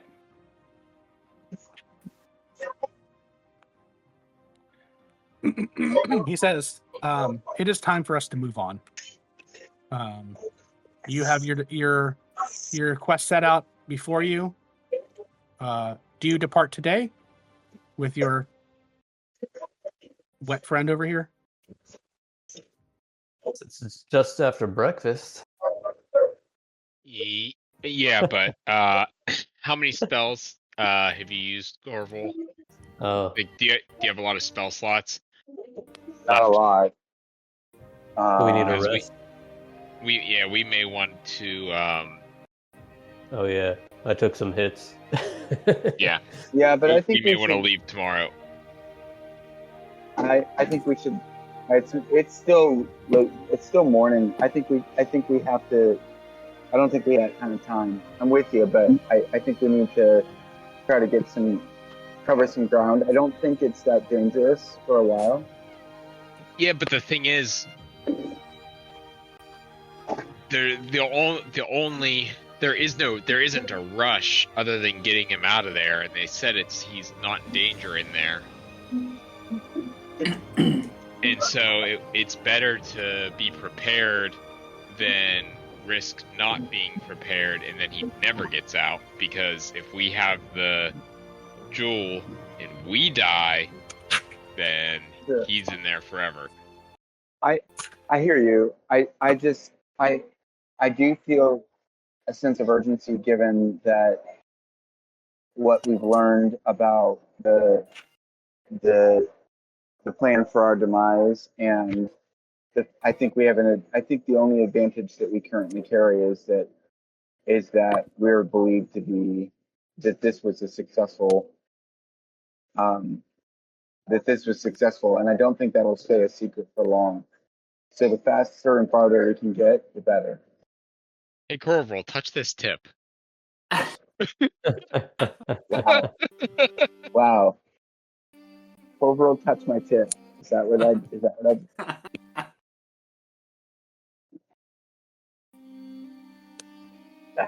That's my opinion, but I would yield Sounds to like it's Martok. Martok's decision. I hear you both. You both make good points. Their warning about keeping our eyes on the trees has got me paranoid. I would like to move fast, especially if there's more goblins roaming about, but I can't fight goblins with the injuries that I have. I don't know how the rest of you are standing, so I'm saying we're going to hole up for a night. Rules clarification: a short rest will help. You will be able to recover some health, some HP as well. Yeah, and I do have 3 spell slots, and I can get another one. So I'm not. I could definitely go through a battle. Here's what we're gonna do. I would like to get back to Damien. Damien, are you still awake? Even?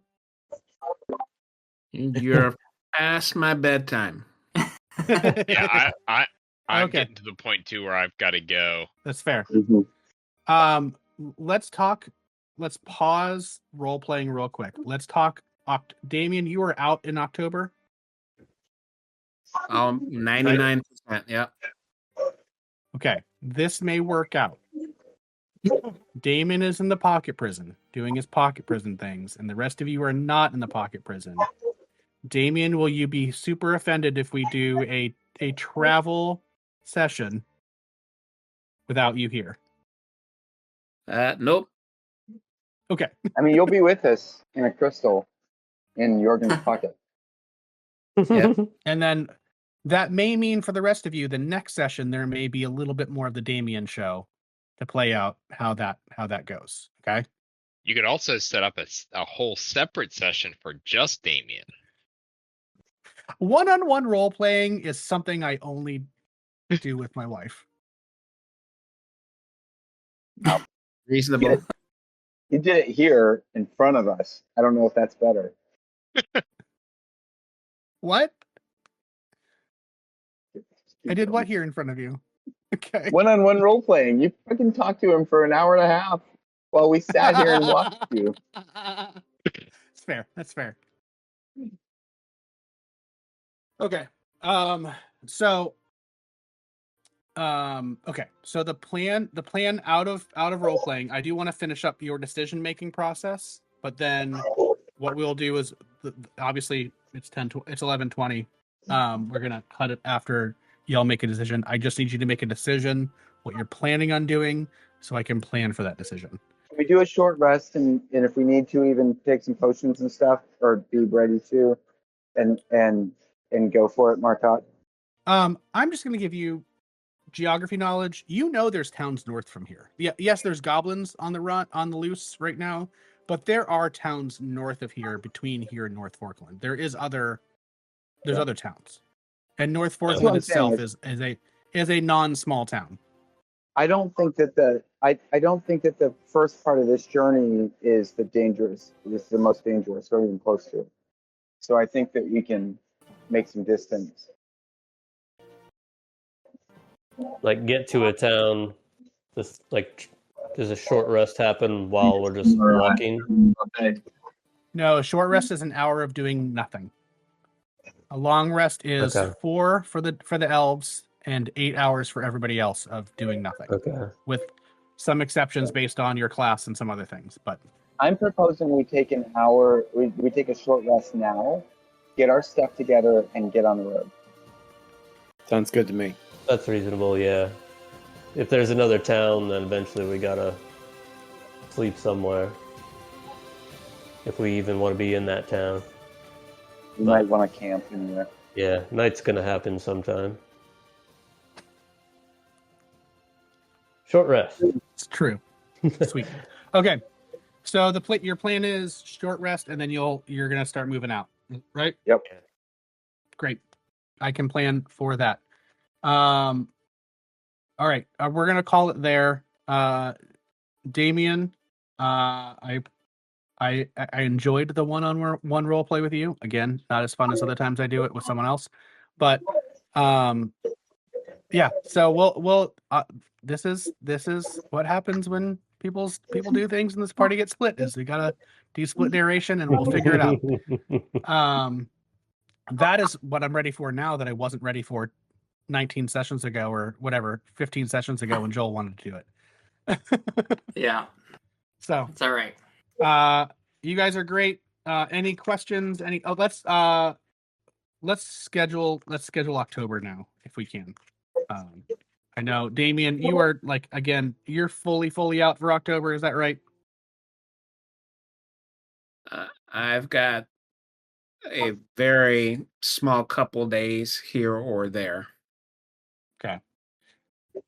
Okay, let's just look at it now and see what we can do. I am. What are those of you that travel a whole lot more? What are your here and there days? Well, I am completely out the week of the 20th, so like that whole week, okay. I'm gone. Okay. You too. You too. Okay. Other than that, where are you people going? Was that? Huh? Colorado. Wait, what did you say? Me? Yeah, but I heard Colorado. Oh. I thought you said there was other. Did you say other than that you think you're open? Before that, yes. Other than that, I'm open. Okay. All of October. Okay. The only thing I have in October is I have some stupid party on the 4th. We can do it the I'm night kidding, of the 4th. Greg. There's I'm kidding, Greg. It's there. not stupid. That's right. Just like Josh and Joel and I will do it from a boat, and we'll all crowd around one computer in November. It'll We be should do that. horrible. I think that would be really fun. Maybe I could run a one shot for you two, maybe on the boat. Just actually playing D&D on an actual table on a boat. It'd be fun. It would be fun.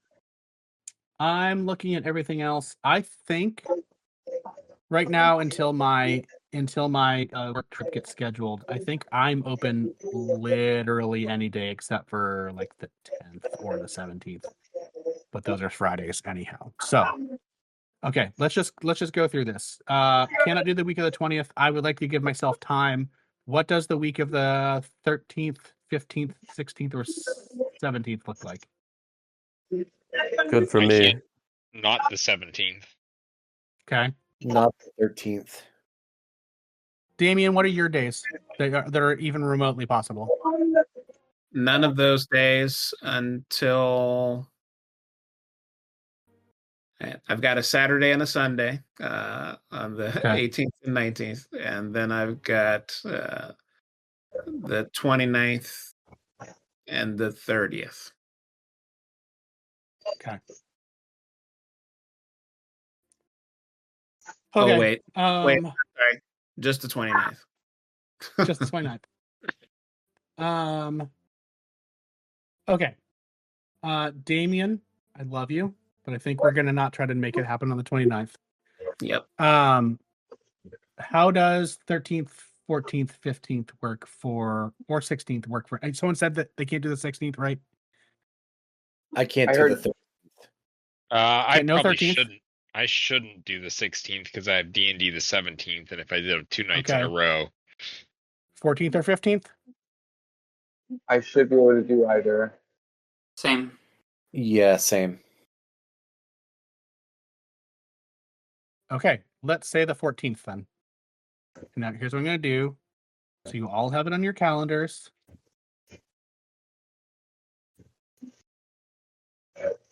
Okay, Joel, your Gmail account, right, Joel? Josh, your Gmail account, right? Yeah. Damien, I'm still going to include you just so you have it, Damien. Your Gmail account, or is that best? Yeah. Mike, Gmail. Yeah, Gmail. Wait, do I have it? What is it again? Rhodesy26@gmail.com. Oh, I do have it. Okay. Sean Miller 87 and Greg. Great. Okay. Scheduled with an actual time at 7 p.m. Go. Not to 8 p.m. I'm going to schedule it till 11:30, and then we'll figure it out from there. Send emails. Okay, great. Any questions, any input, any feedback, anything that you would like me to consider for next time? leveling up. Not yet. Definitely not from this session. I mean, good role playing, everybody, but it was a entirely role play session. Just like last one was almost entirely fighting. Hey, you get XP from role playing. In other versions of D&D, yeah, you do. And also, we're not playing with XP, so it doesn't matter. Well, then you got to explain to me why the battling matters if we're not doing XP. Well, it doesn't. I mean, it doesn't. Again, we're not doing XP. It's just leveling up is a story point, not an experience point thing. Anyhow, someone else is gonna say something else that mattered. What was that? NPCs could be less gender confusing. That's fair. That's fair. Or they could, or you could display their pronouns. That would be helpful if you could do that. Sure. Yeah, if you can have everything in the parentheses, like in Clash, you just name them. You have him, her, or whatever, right there in the name. Him, her. Yeah. Is that what it is? Well, yeah. For, Well, that's what it was for the last one. What's his face? Yes. Yes, that's fair. Yes, that's fair. By the way, you're still showing the Fine. dude. Oh, am I? I am. Arvind. You're right. I Arvind am or still whatever. showing the dude. I'll show you my dude. There we go. Show me your dude. All right, fellas. I'm not touching Fellas, Sean's you guys are tip. great. Yep.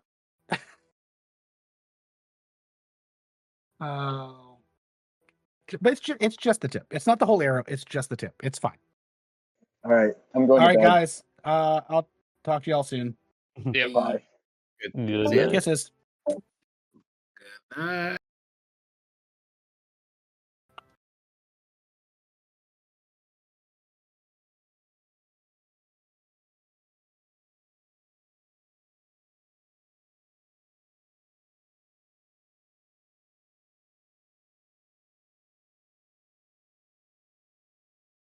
I still see you.